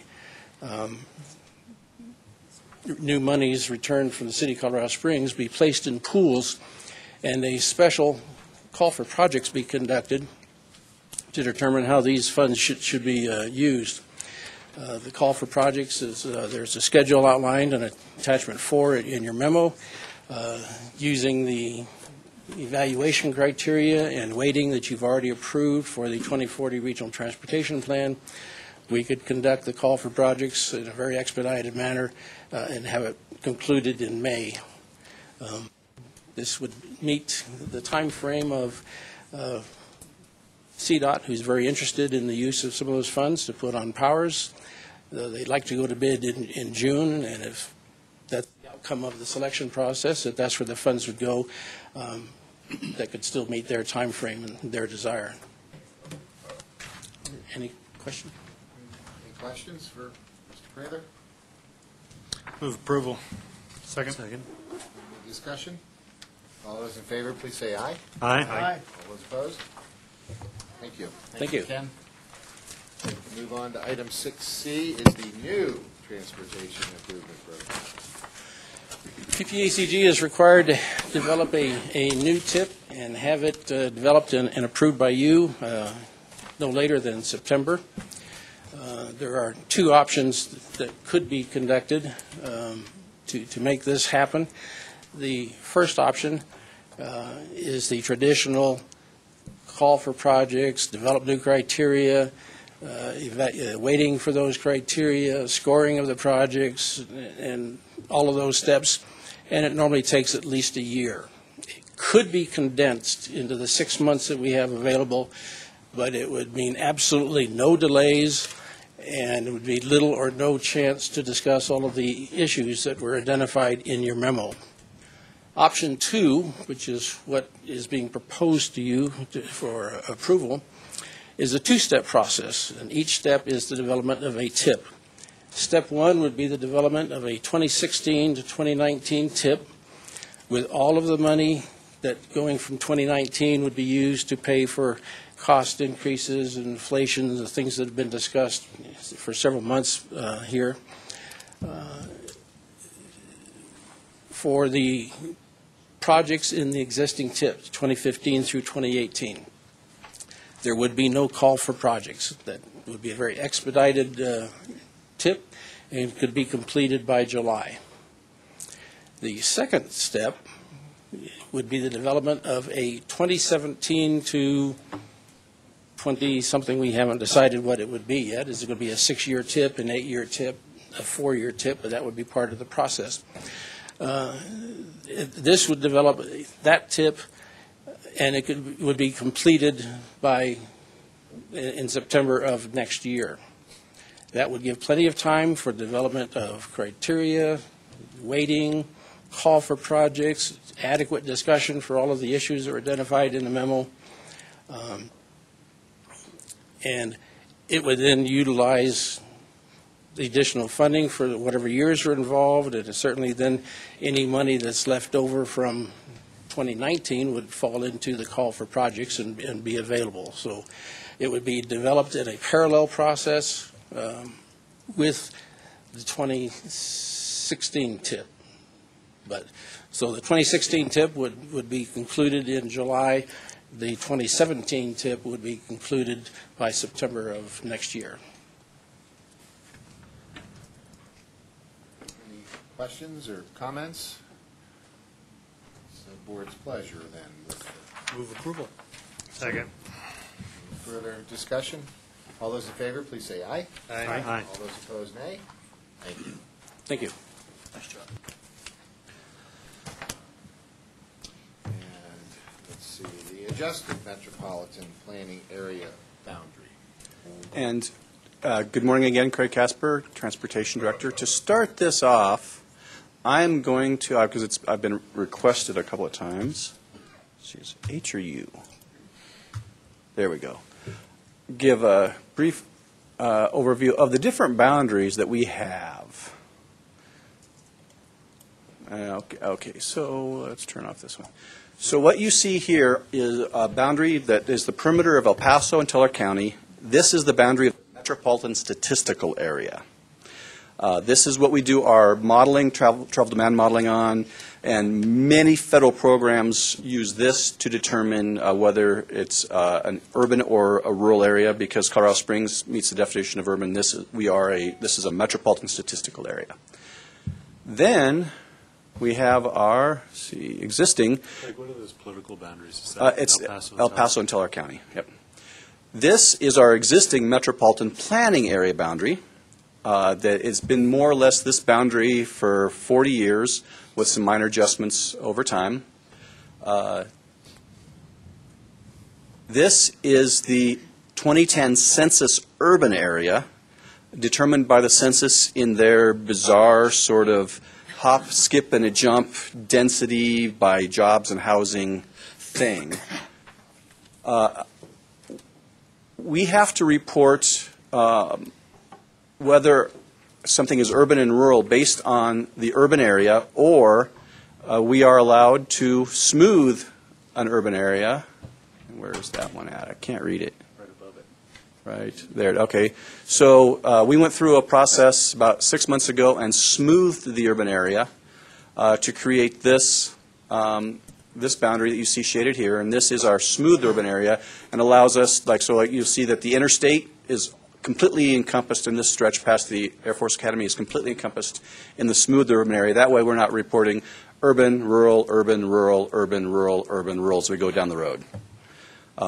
So we went through that process about 6 months ago, and that's the process that we were just talking about opening up again, because what we did at the time was we left the urban area and the smooth urban area on this section are all the same.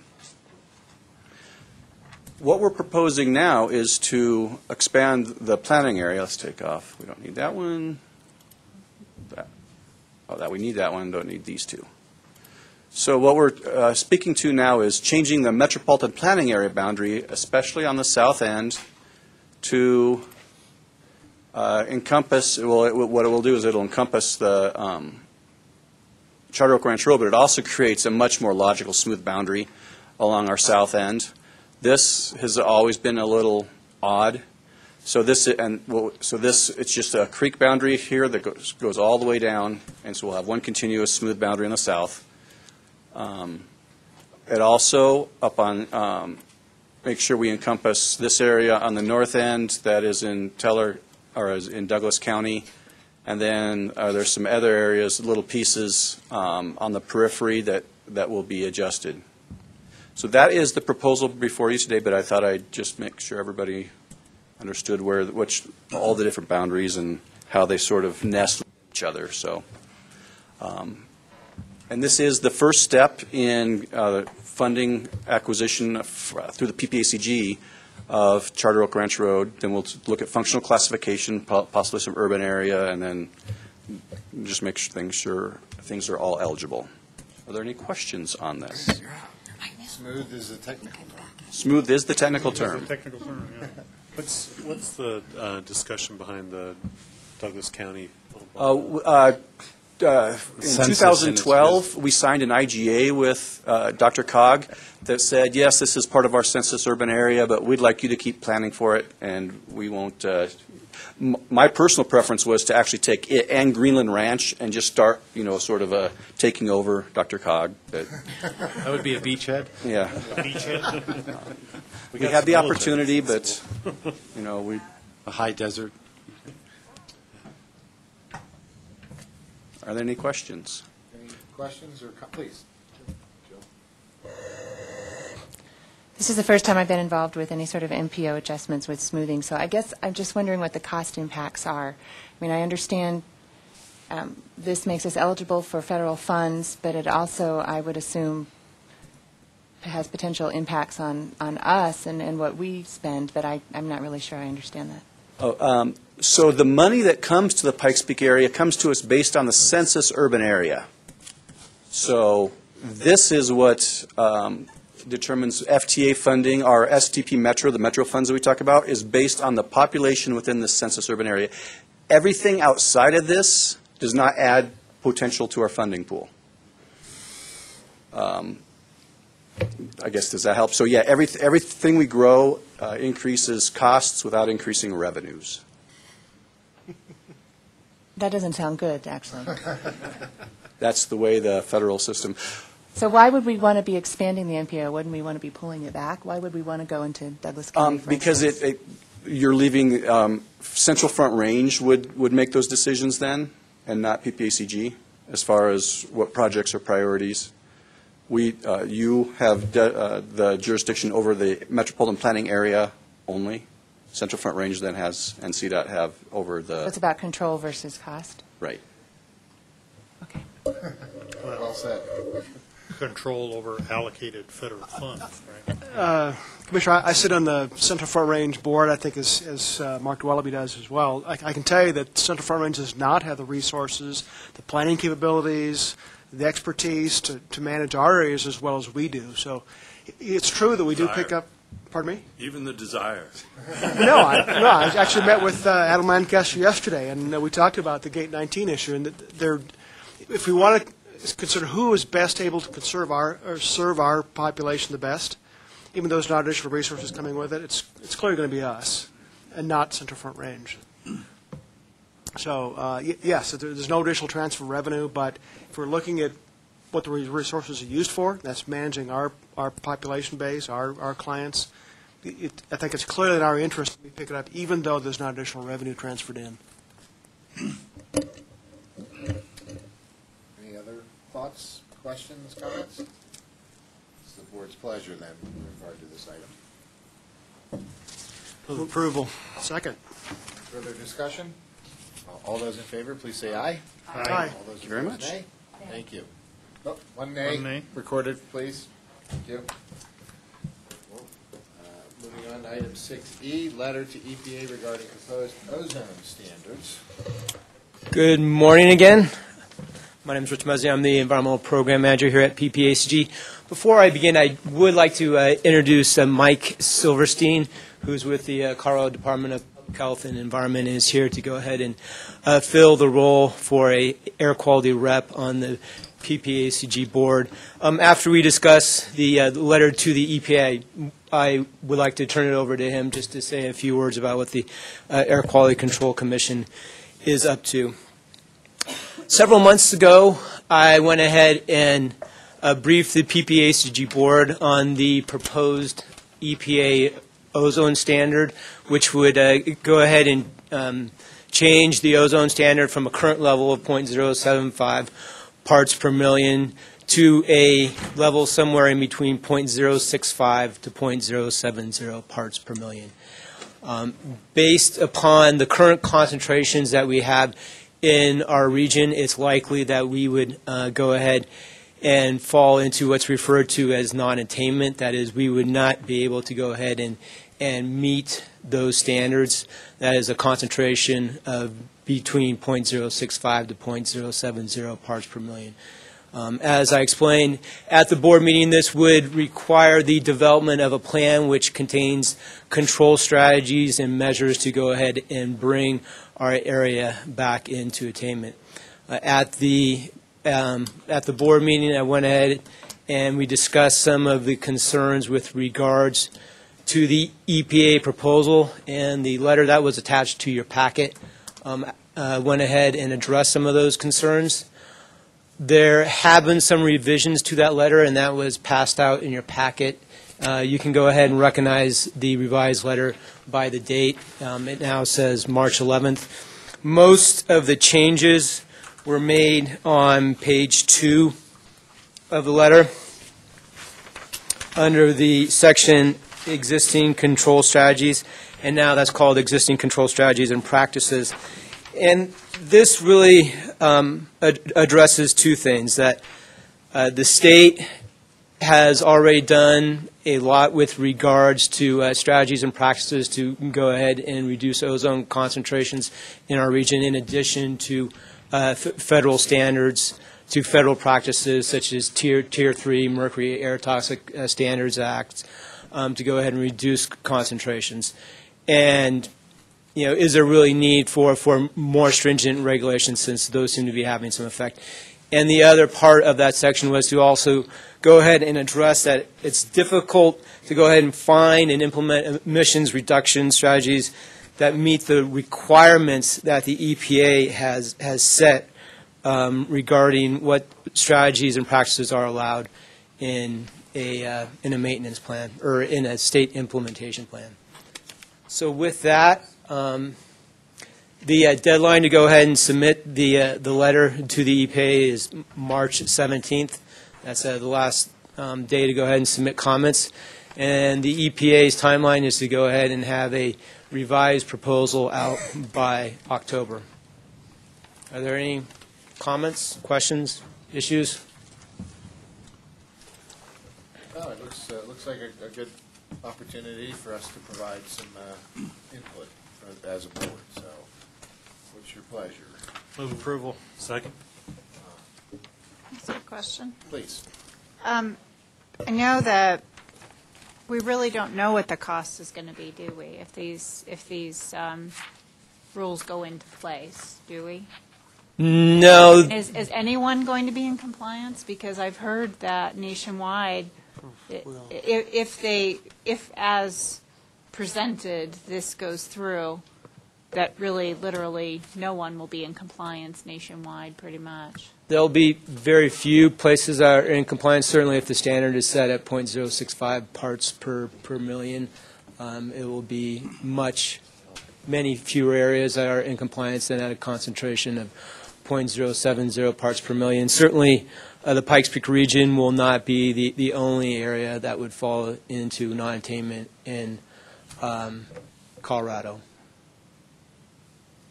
But we don't know what the we can't put a number to that at this point. No, I mean I've looked at a lot of the cost estimates that have been done, and they really vary. The EPA has some cost estimates out, but then those have been argued with regards to other cost estimates that third parties have done. So it's difficult to say. Okay. Well, I mean, it's important to get the information forwarded. Just, I mean, I know it's a standard that I'm not sure what we're not doing right now that could be done that would make us meet the requirements, and I don't think anybody can answer that question yet. I'd be interested to hear from our health department representative too on where you think this is going, and I can't see you down there. Where you think this is going, especially from the state perspective. Sure, I'd be happy Yeah. to address that. Pleasure of the chair. I don't want to get off that easy. Well, the department is also preparing a draft, or has drafted a letter to EPA on the standards, as we do with most EPA decisions, and that's under review now within the governor's office and other places within the state. But some of the points that we'll make pretty much mirror your draft letter. We want EPA to, regardless of where the standard is set, we're not commenting on what the level should be. That's EPA's responsibility, and they take in all the health effects research across the nation to come up with a proposal. They have a series of groups that advise EPA as to what the standard should be, and the main group, called the Clean Air Scientific Advisory Commission, has advised EPA that the standard should be anywhere between 60 and 70 to protect public health. The Clean Air Act does not allow EPA to take into consideration the economic costs of setting a standard. The EPA is mandated by the Act to put together standards for air quality that protect public health without cost considerations. Where the cost parts come in, EPA does have that flexibility is in their implementation rules for the standards. What are required, what are not required of states to do to work towards attaining the standards. So that's where I think we might get some cost estimates. Typically, the cost estimates are very broad, very generalized across the nation, because no two areas of the country are the same. They all have separate issues. But also, EPA considers what are the health benefits. And we see, at least from EPA and the research community, huge benefits in public health. So dollars saved from hospital room admissions, medications, and improved productivity of the workforce. So that's what EPA presents in its implementation rule, is what will this cost and what will it benefit the nation.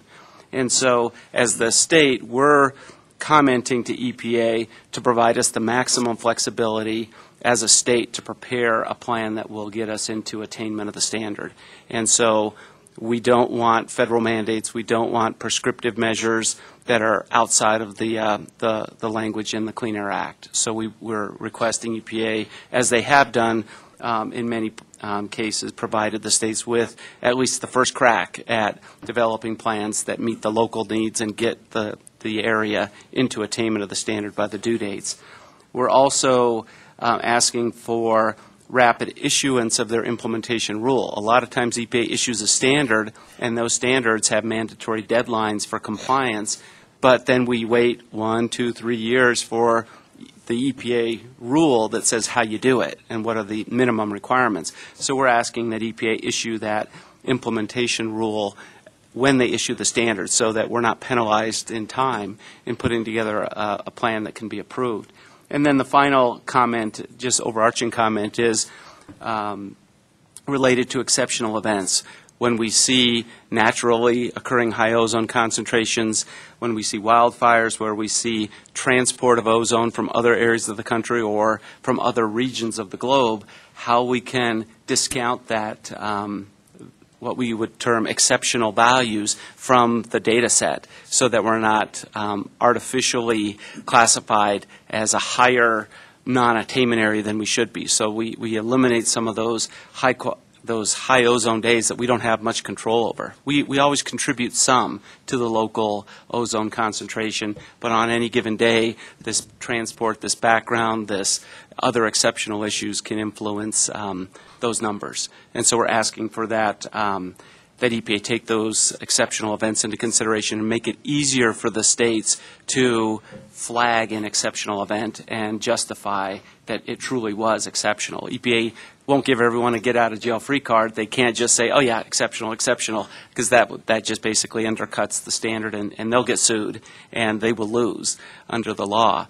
But we want that maximum flexibility that we can get in declaring exceptional values and discounting artificially high ozone concentrations. So that's where the state will come from in its letter that's being prepared. There's some more detail, of course, in the letter, but those are some of the general tenets that we hope that EPA will consider highly. So if I might, Mr. Chair. So, Mr. Silverstein, thank you for being here. We really appreciate that because we really haven't had anyone from the state in your position here previously at PPACG. Is there something that we can do in working with our Council of Governments to support the state? And are there components that we can help provide for you that you could include in your comments as well? And I'm assuming this is rulemaking, so it's not legislative inaction, although I guess our congressional folks could try and stop it, but it's not likely to happen in the current administration. Is there something that we can do to make sure that we're kind of on the same page, I guess, with you and supporting the state? And maybe we have other comments that may not support the state's position, but how can we be of better assistance to the state of Colorado as a whole in making some changes to what's being proposed? Well, I think your letter outlines, your perspectives, and that's important that local perspectives be passed on to EPA. I think we mirror many of the same issues in the letter. Our letter has been drafted. It's in kind of the tail end of the review process now, and of course the governor will give our department the okay to submit that. So I'm not sure what edits could be made at this late stage, especially since the deadline is coming up in just less than a week. But I think the comments you've made in your draft letter seem to be reasonable and supportive of what the state is arguing in many cases. Okay. And is there anything that, Rich, that the local governments should send in their own comments as well to tag on to this, just so that they know that this is a concern? Certainly, I don't think that would hurt. I mean, you could use the letter that was included in your packet as a template with regards to concerns that you might want to express in your own individual letters that are sent by the cities or the counties or the towns. And is there a comment? Is it on the EPA's website to provide those comments? Yes. You can go ahead and send them in electronically, by mail, by fax. Okay. All right. Thank you. Sure. And thank you, Mike. I understand you used to be pretty regular around here 10 years ago or so it's nice to have you back. Well, I went to the wrong conference room upstairs, so that tells you. That's how long I used to. I did that on purpose. Just to avoid. No, I used to staff one of your, was it the TAC? The air quality. Okay, I used to staff that in a different role in the department, and I thought that was just a couple years ago. So Rich reminded me it's 10, and our kids are all 10 years older, and I'm maybe more than that. So, but I appreciate being back, and unfortunately, this will probably be my one show here. Chris Colclaser from our office, he was recently hired into the Air Pollution Control Division, and he will probably sit in this seat from now on. He wanted to come today, but he had a conflict, and so I was happy to come down, and actually I lobbied to sit in the chair for some time, but they thought it would be best to have someone within the division, the air division, staff the meetings, and so that's okay. But I appreciate the invitation, and I'm happy to be here. Well, make sure you get a half a bagel or something. I had my half already. Thank you. So, please. Mike, I've been told that Park County is out of compliance, and we don't have any industry. We have almost no highways. There's no reason for Park County to be out of attainment.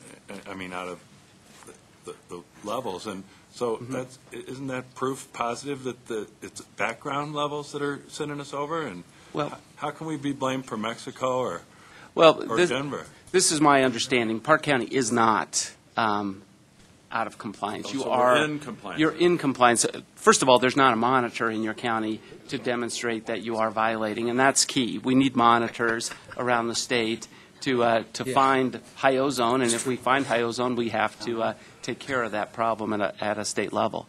What has been said about Park County is because of the way the airshed in the Denver metro area works, we see our highest ozone concentrations as we increase with elevation. So on a hot summer day, we have low winds, we have stagnation, we have a lot of emissions, and those ozone concentrations build towards the afternoon. And hot air rises, it goes up, it carries the ozone upslope with it, and thus it may impact more of the higher elevations than we currently designate as in compliance or not in compliance. So the edge of Park County along Highway 285 has been showed by Kenosha Pass, has with modeling and with some preliminary kind of experimental monitoring that those ozone concentrations can creep up to above the standard. Now, if the standard is set really low, as Rich said, 60 or 65, lots of areas will have this problem. When we're at 70, closer to 70, which I think the standard will likely be set at 70 or 69, I think the upper end of there. But who am I to guess? I never make money on anything, so on all my gambles. But I think it's going to be at the higher end of the range. And Park County may or may not be included in a Denver boundary for non-attainment. It likely not for the Colorado Springs non-attainment area if there is one. So we'd have to look at, well, is there a lot of traffic to and from Park County into the Denver metro area? Is there other sources? What could we do about it? If there's nothing you can do about it, we wouldn't adopt a control measure. And the state really looks to consider cost-effective measures, things that are lower cost that have a real impact, and not just blanket rules and cross our fingers, hope they work.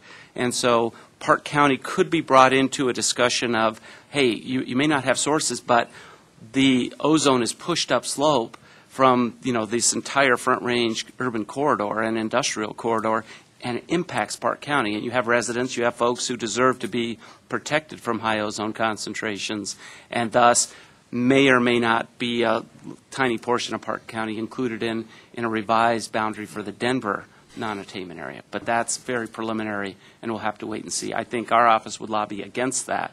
We would say, hey, is there something we could do to emission sources in Park County? And if there's nothing we could do, why include it in a non-attainment area? Good to hear. So far so good, but no promises. Right. Dr. Nolan. I think I fell asleep since I got here, and I'm dreaming this. Sally might be thinking the same thing. We sat through this business about where the pollution comes from in Colorado Springs in the 70s. I went to EPA and served a year there voluntarily on EPA and had some input directly to that. We fought and fought, said, you don't understand. We shouldn't be responsible for cleaning up the air that comes in over the mountains from our southern brethren and southeastern brethren. I mean, and I think they adopted a posture towards us at the time that, yes, that's a problem. It's like saying, Pueblo, would you control the pollution over Colorado Springs, except that we're the target this time. And so I don't know why it's so hard for the agency to say, okay, what do we do about this pollution if the community there doesn't create it because they have to breathe it and it isn't their fault. And so it just doesn't make sense for this to keep coming up. A natural phenomena creates a pollution somewhere, and they pick the closest spot to try to regulate it. And the way we stalled this thing that many years ago was we went up and raised hell at EPA. I even took a fellowship up there and served for a year to try to help, in D.C. is not up there, that's over there. and so here it comes again. It's just like waking up from a dream that they're still saying that we somehow can control pollution that comes from somewhere else, or that we should pay for that. It just doesn't make sense. I don't know where this comes this time, but just thought I'd give you a little history. I don't do much on this group, but I thought maybe I'd talk a while so we could get ready to get out of here. No. Councilman Knight, did you have a comment, question? On the stuff that we do control, have you talked to Colorado Springs Utilities, or were they involved in the drafting of this letter? Yes, Vicky Card from CSU reviewed the letter and provided some comments. Great, thanks. Andy, did you have something? Yeah, I was going to say, you're asking for logic from the federal government. Doesn't work. Kind of point. Well, in the interest of reducing our hot air contribution to this issue, I'd call for a motion. Do you guys want to sign this letter and send it, or You have a motion and a second on we the do. table. Oh, thank you. It's been too long. I forgot.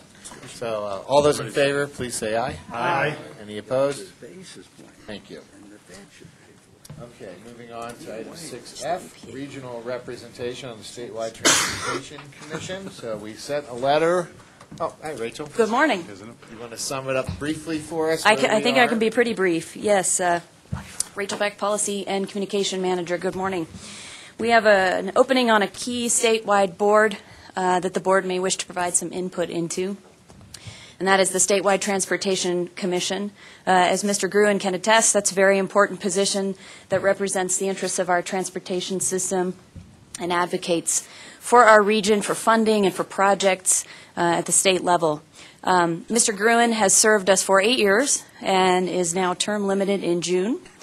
And there's not much in the way of a process to appoint his successor. There's no timeline that we know of, and there's no list of qualifications. So if the board would like to have some input into who takes on that role, we would suggest, if you would like to encourage candidates to apply, if you'd like to provide advocacy to the governor's office for who you think is the best candidate, it's in our best interest to act now and be ahead of the curve before June is upon us. So whatever the board decides that you would like to come up with in terms of a process, staff will support. So we'd actually sent a letter to the governor's office asking for the opportunity, and have we received any response yet? We did not receive a response. That letter was included in your packet if you'd like to have a look. It was sent to the interim chief of staff, though, so who knows in that transition. It could have very well gotten lost in the shuffle. We also included in your packet the rules and regulations that pertain to the Transportation Commission, if you want to have a look at that. Well, Les, I think you're somewhat irreplaceable, but yet we have to soldier on and work towards a replacement. But I've been reading a lot about succession lately, and isn't it your job to find your successor and bring him to the board, or am I misreading that? I think Rachel was right that there, as far as I know, over the last years that I served, there's no formal way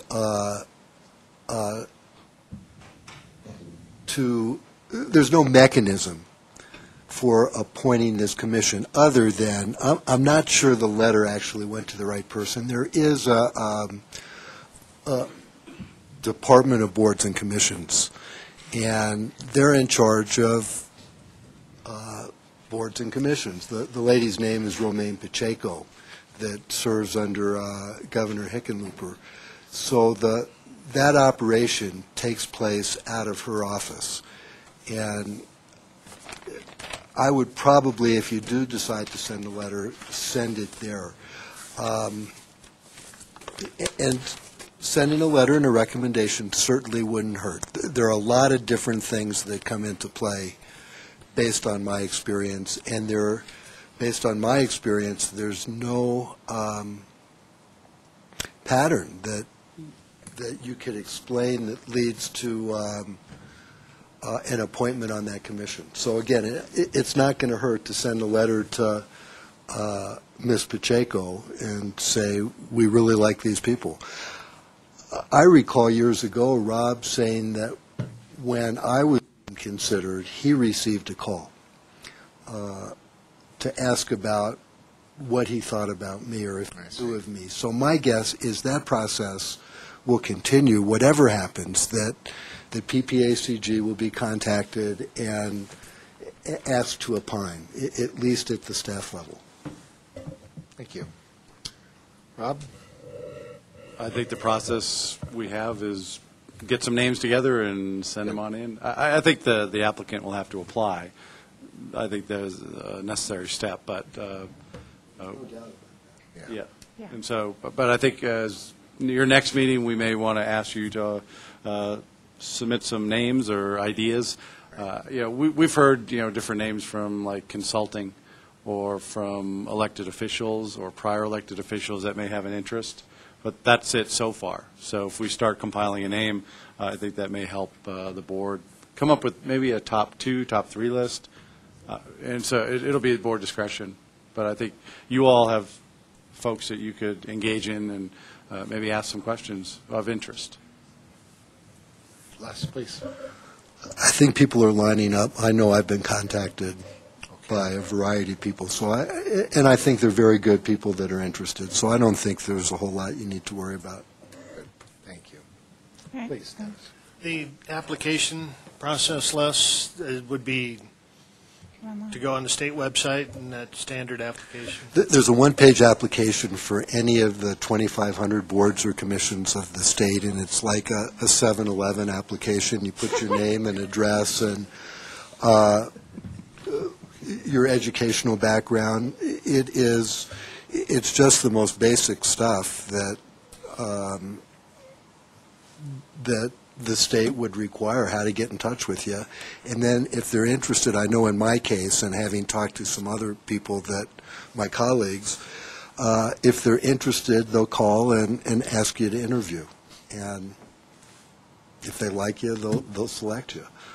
So it's a formal process in filing that application. The selection is what's unknown.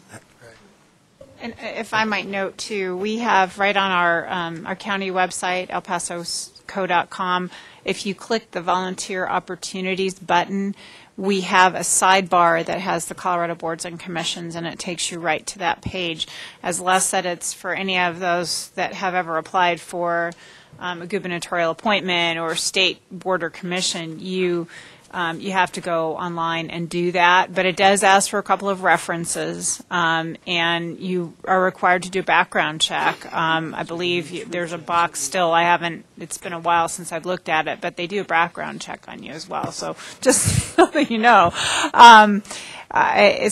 But again, you got to buy the ticket in order to win the lottery, so if we don't get people to apply, then they're not even going to be considered. I don't know how we get an idea of who's applied either unless they come to PPACG and say, hey, I've applied. So I guess, Les, if there are people that tell you that they've applied or we hear that someone's applied, I think it would be helpful to get that information to Rob to let us know who's on the application list, and that way we could write, letter of reference, or maybe they know some of the board members they could put down as character references in the appointment.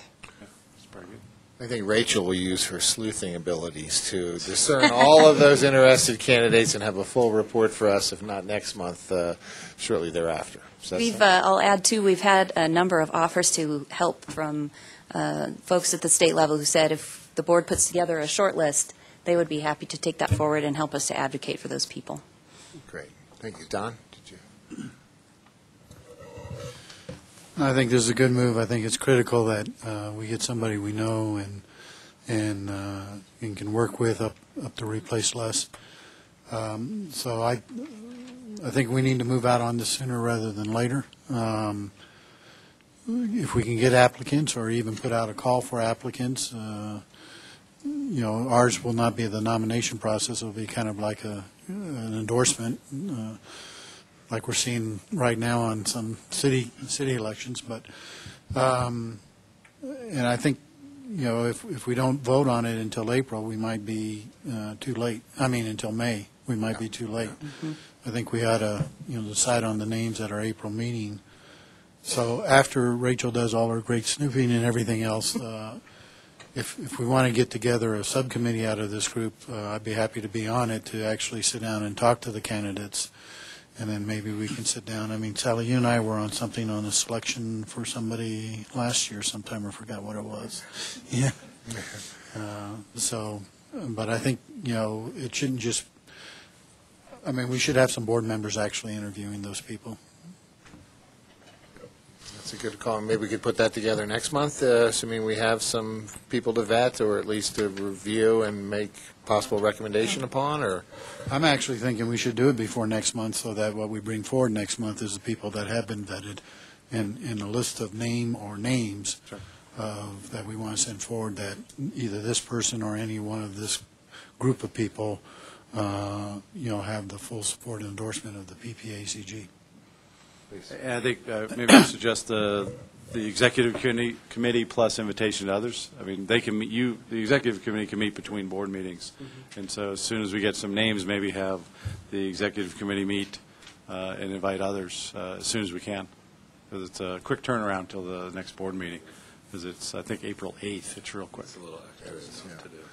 So anybody interested in serving on that type of subcommittee, then let Rachel know, or you know, or let's go through Rachel, and also with the names. If you hear names, suggestions, we can put the group together and some candidates and see if they're interested to come talk with everyone. Elected officials aren't eligible for appointment to that, so FYI. Yeah. Thank you. Okay. Well, so drive any interest in working on the subcommittee or any candidates you hear of to Rachel, please, and then we'll take it from there. Thank you. Finally, we have item 6G added, which is legislative items. Rachel, you're at their dais, so I assume you're going to take us through this. Yes. Well, it's officially the halfway point of the session, and there are 500 bills in the State House right now. We expect a few more, such as a bill pertaining to emergency stormwater retention, detention. I think most of you know that we received a letter from the State Water Resource Control Board dinging us for some of our post-fire retention facilities, and so some of our local agencies and local delegation are working on how we can get that exempted. But right now, there's no specific deadline for the remainder of the bills. They will just have late bill status and could come in at any time. Based on feedback from the Executive Committee, as well as Commissioner Heisey's comment last month, we have moved this update to an action item so that we can go over the bills that staff has recommended that the board take a position upon. So unless there are questions on any of those other bills in the report that was included in your packet, and a lot of those are not moving right now, the ones that we're looking at, they're just, many of them are not on the calendar right now. Then I'll just go through those 3 bills that we've recommended a position on. Is that all right, Mr. Chair? That's fine, yes. Okay. So the first one on that list is House Bill 1046. And if you didn't have a chance to look at that by clicking on the link in that report, at each of your places there's a stack of those 3 bills, so you can refer to it while we're talking now if you'd like. But I'll give you a quick overview. That bill is removing a portion of CDOT's contracting procedures. Projects go through a couple of different processes on their way from estimate to bid to completion. And under the current procedure, if a project has fewer than 3 bidders and is 10% or more, over the CDOT's cost estimate, it has to go back to rebid. And that might include a rescoping or removing part of the project, some way of figuring out why there was a discrepancy there. So what this bill does is remove that part of the procedure and allows the CDOT director to sign off on making an exception and going ahead and awarding the contract if he feels that it is in the best interests of the state. This is happening 2 to 3 times in a normal year, I'm told. In 2014, it was more like 10 or 12 times. And that has a lot to do with the oil prices that were so high and, of course, the devastating flooding that we had here in our region as well as in other parts of the state that put a lot of pressure on the construction industry. CDOT has taken a number of changes to prevent those estimate bid discrepancies in the future. For example, they've added an economic factor, and in addition, any estimate that's used has to be completed within 30 days. So if it's older than that, then they might look at using an independent estimate, just to try and prevent that from happening. In a different route that some projects can take, the Transportation Commission has the authority to override the usual process rather than the CDOT director, who is a political appointee. And I think staff would feel more comfortable if that were the case. But we feel that this is a consistent and transparent process that provides checks and balances that projects must go through, and we'd like to keep that process. If this change is being made for just a couple of exceptions, we really don't feel that that's necessary.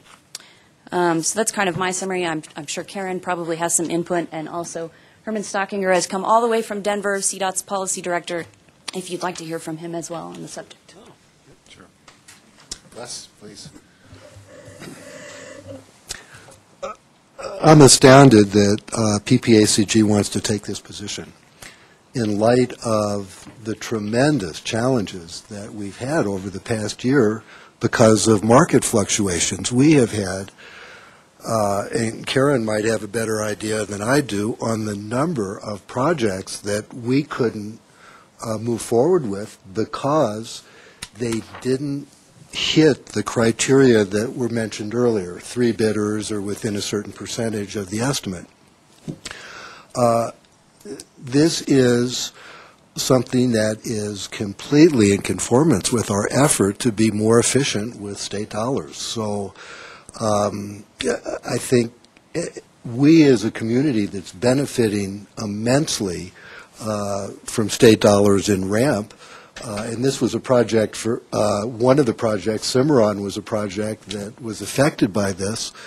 We need to give the executive director the discretion in those rare instances where we're being held up to move forward. And this is done with oversight. This isn't done opaquely. So that's the comment I would make. I think it's a serious mistake for PPACG to take a position that is diametrically opposed to the efficiency that we're trying to impose at CDOT. Thank you. I want to get Herman up here, if that's Absolutely. okay. He may have all the answers for us. Okay. Thanks for coming down, Mr. Stockinger. It's good to see you again. Hey, good to see you. Thank you. For those of you who don't know me, my name is Herman Stockinger. I'm the Director of the Office of Policy and Government Relations for CDOT. So this is an opportunity to communicate a little bit more about our process, and we know at CDOT we don't always communicate as much as we could or should. So when I heard about the bill and kind of read some of the reasoning behind why you might want to oppose it, that there's some concern that if we add dollars to a project in one area of the state, those dollars may come out of the PPACG area and you get less projects as a result. I thought it would be helpful before we talk about the 5% or so of the projects that are impacted by this bill, what the process is for the other 95% of the projects that happen. We have about 150 projects a year that we go to add on. We have first an engineer's estimate, and then just before the project goes to add, we have a final office review to see if the engineer's estimate is still accurate, that we still agree with it before we go to add. If a project comes back, again, this is for the other 95%. This is what we do all the time. If, say, it's $1 million bridge project and it comes in at $1.2 million and we had 4 bidders, we have a decision to make. Karen has a decision to make and say, you know, were those bids clustered together? Were they pretty close to the engineer's estimate? Was the engineer's estimate far enough in the past that the dynamics has changed and maybe we agree with what the bids came in at? If we agree with those bids, then we can take the low bidder and we can move forward with that project. That happens all that we've never hit 100, exactly on a bid ever. It's always a little bit over or a little bit under, and those dollars, of course, have to come from somewhere. And I think the concern then is, if we do it with these other few projects, if there's dollars that are going to be lost from the Pikes Peak area. It's two basic kinds of programs. There's statewide programs and regional programs. in either case, it's very unlikely that any project, that those dollars are pulled from some other project and a project doesn't happen. Statewide program, like the bridge program, we have a statewide prioritization process for the highest priority bridges. And if that $1 million bridge comes in at 1.2, we'll decide, yeah, okay, maybe that's the right number. We're going to go with that. And we're not going to then delay a bridge that's ready to go. It might be a bridge, thanks to our new program and cash management practices, it might be a bridge the next year or the year after that theoretically could get delayed. But over those 2 years, we'll have project closeouts where some dollars are returned. We may have bids that come in under a little bit. The likelihood that that project is ever delayed is pretty unlikely.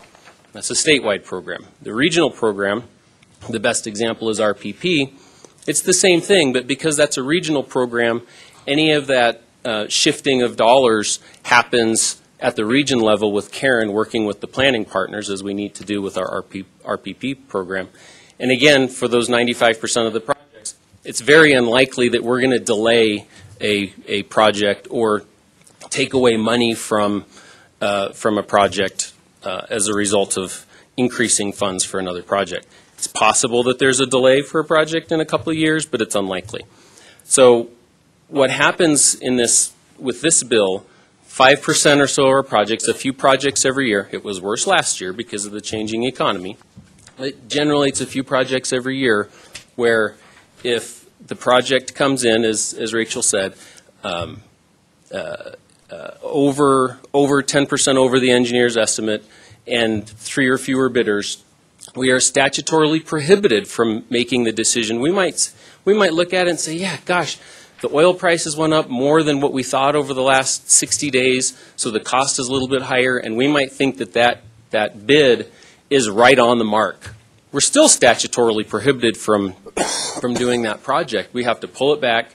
Karen's folks have to rescope it, bring it back, and hope that either we get the engineer's estimate right that time or that we get more than 2 bidders. Otherwise, we have to go back and start the whole process again. A project like the one that State Highway 85, that looks like it's a surface treatment and bridge project. Now, this was a change between the engineer's estimate and final office review. But I'm guessing Karen probably wants to go to ad on that project pretty soon. We'll open the bids. If there's fewer than 2 bidders and it's 10% over the engineer's estimate and it's March, so we'd probably open bids in April or May, that might be enough time if we hit right on that we can get the project done this year.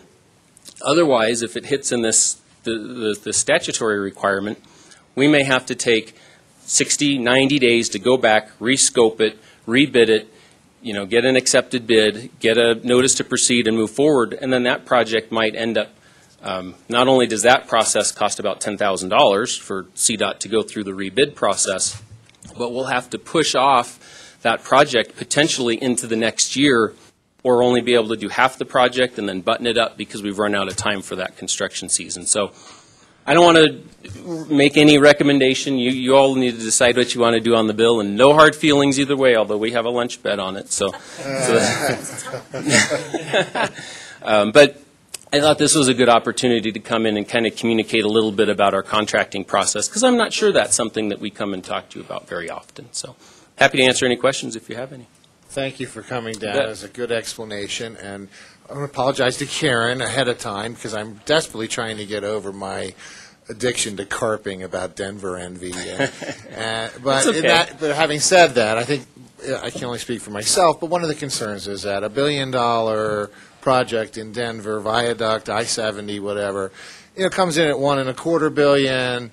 Well, it's in the best interest of the state. And, that would severely limit dollars available around the rest of the state. So that's, I think, at least for me, is a concern. Glad you asked that question. Other legislators had that same question. The bill has been amended to only include the basic kinds of projects, design, bid, build. Those are generally the smaller kind of surface treatment, low bid kinds of projects. They're usually not the big ones like a Cimarron wouldn't fit into this because it's design build. The I-70 viaduct is a public-private partnership. It wouldn't be included. Project like C-470 or US 36, those real big projects, wouldn't be included in a bill like this because of those concerns, that there would be the concern, oh, it's a statewide project, and even though all those other things I just said, hey, when you need $200 million, where's it going to come from? So we would be prohibited from using this allowance under the bill for a project like that. Well, thank you. That really clarifies things. Any call, please? I had the same concern you did. So using the current example of our ramp projects, which are going to do a lot of great things, we realized immediately that they were coming in higher than bid. What's the story there if the first 2, 3, 4 projects, and I'm thinking Region 2 here, Pueblo got theirs out first, Fillmore came on later, Cimarron was later still.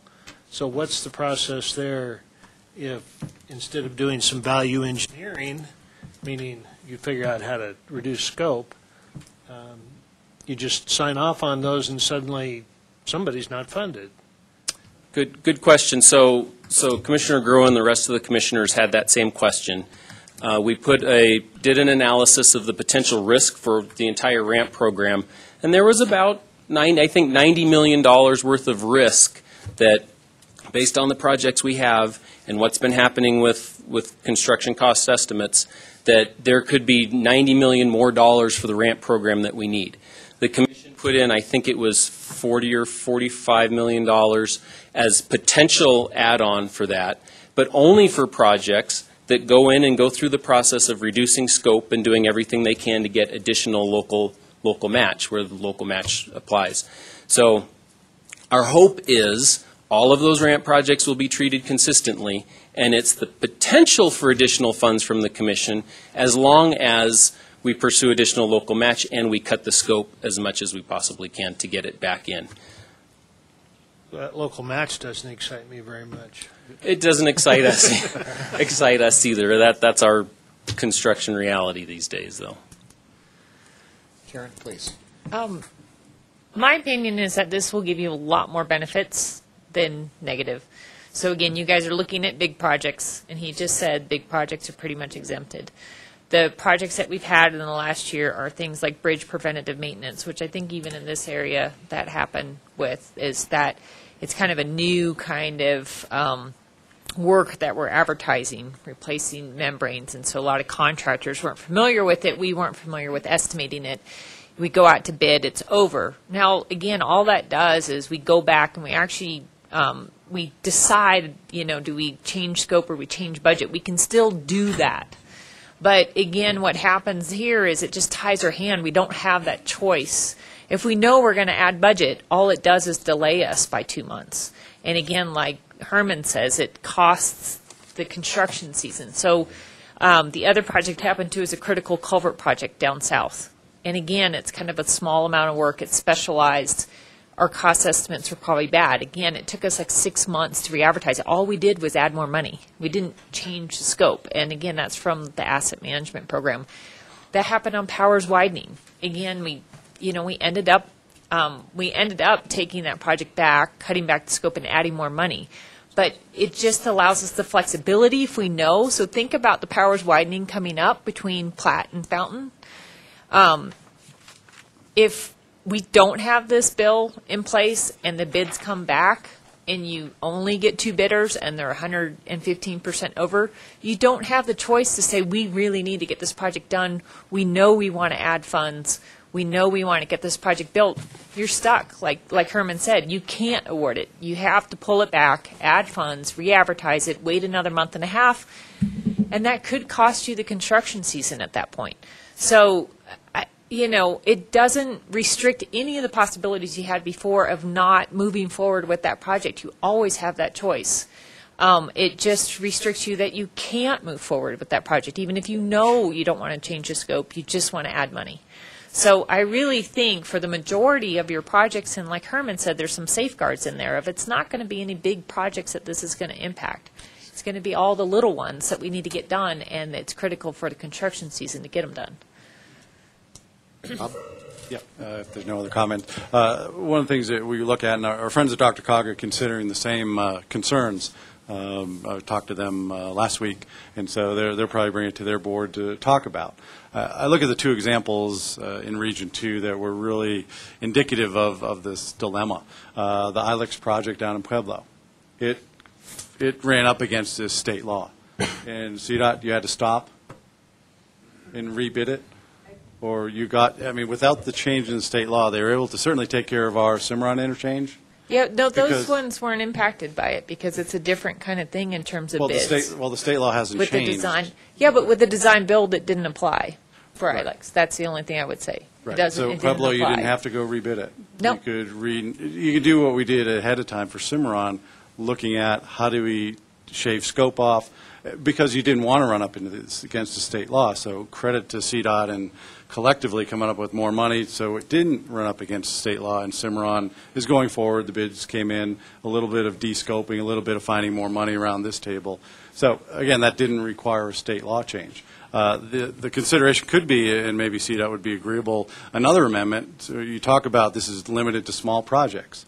You could possibly amend it to put 50 million or less, or some. What's the, CDOT would know statewide. Again, this is a statewide law, not a Pikes Peak law. Maybe it's the El Paso County rules. But this is statewide, so maybe CDOT could say for projects 50 million or less. Again, you would know what that number is. And exempt, obviously, the design build type projects. So if you're amending in some detail, I think that would be helpful to, just let at least the COGs, the MPOs around the state know that, yeah, this is just small stuff, no big deal. It's not going to affect these huge projects that could reallocate statewide, 100 million here, 100 million there. So with that amendment, I think that helps, the discussion, at least from staff, and our board will make their decision here in a minute. And so that's our, reason for bringing it to the board, to see what you would like us to do, monitor, oppose, or support. Mark? Herman, how many people bid on Karen, how many people bid on the Cimarron project? So the Cimarron and the ILEX I are know it's not design gonna- build, it's not so gonna be it's, But we how many had, we bid? had 8 original teams on ILEX, I know that, and you shortlisted them to 3. So only 3 people were, or 3 teams were allowed to submit bids on it, because we originally, though, had 8 people who wanted to submit bids, but we went through a selection process where we only allowed the 3 The people. 3 would qualify. Right, so that's the this 2 wouldn't apply to ILEX or Cimarron, because you would always have at least 3. But on your big one in Denver there, how many people have applied for that? I mean, there's more than 3 have applied. Right, again, it would be at least 3. This is I for don't the think design bid I don't build. think big bids, my point is, I don't think great big bids, they're all going to they're going to hear about it and come rushing in to bid on it, so you're going to have your bidders. So you're not, it's not going to apply to that. But when you have a smaller project or someone, one in Park County or one off in somewhere else, they don't want to bid on it, so they might not bid on it. So you only get a couple people bidding on it. And is that a reason to stop that project from happening? I tell you what, I've watched Karen for a little while now, and I've watched Herman for a long time now, and we can say, we're paranoid and we're worried about Denver getting all the money and everything, but we know in our counties and in our towns, the money goes to the town. I mean, that's where it goes. Where all the people are, you got to spend some money there, because otherwise all that big group of people is going to get jerked around. I don't sit here and advocate, spend all the money in Park County, put me in your MPO and spend all the money in Park County, because we don't have any people there. It's not going to benefit. We have to remember that we're trying to get jobs done here, and we don't want to tie their hands and keep them from finishing their jobs. Les, we've depended on Les for years now, and he's given the advice to listen to what they're saying. I tend to agree with Herman and Les and Karen.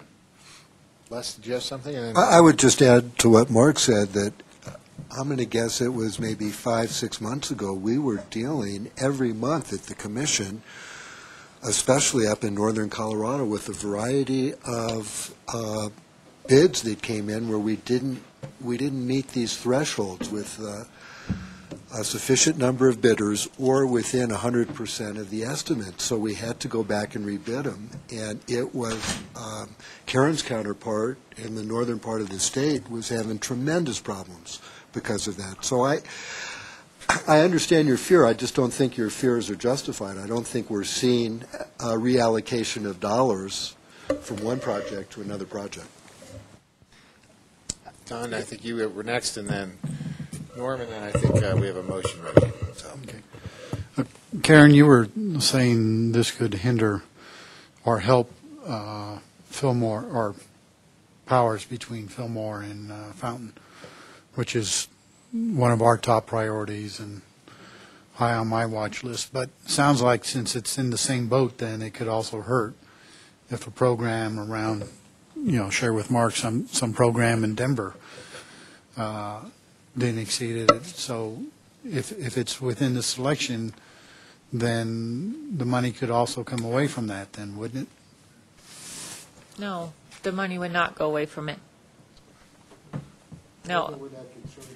No, and again, it's like, I think Mark hit on it. It's generally smaller projects that don't get 3 bidders, and it's probably the majority are rural projects that don't get it. But again, it's small rural projects, and generally we've seen it in the asset management program.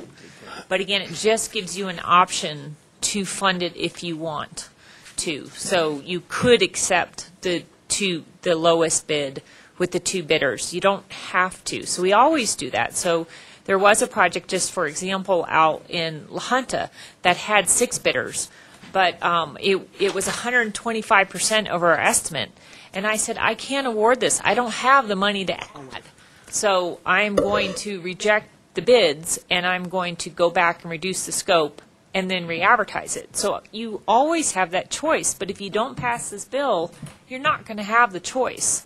So if Platte to Fountain comes in with less than 3 bidders, and it's over 110% of our estimate, you don't have a choice to add more money and award it to the lowest bidder. You have to reject it, and you have to go back to re-advertising it, even if all we do is add money. And then you just re-advertise it, and then you might get higher bids because you've just lost part of your construction season.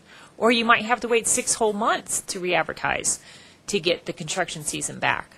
So you always have the discretion, if it's too high, to say we don't have the funds, we are not going to award it. But you don't have the discretion to say, if you don't pass this bill, we want to award it and move forward. We think it's a reasonable bid. So that's what I'm just saying, is that this allows you to expand your choice. But there's nothing about pulling money from anywhere else. There's nothing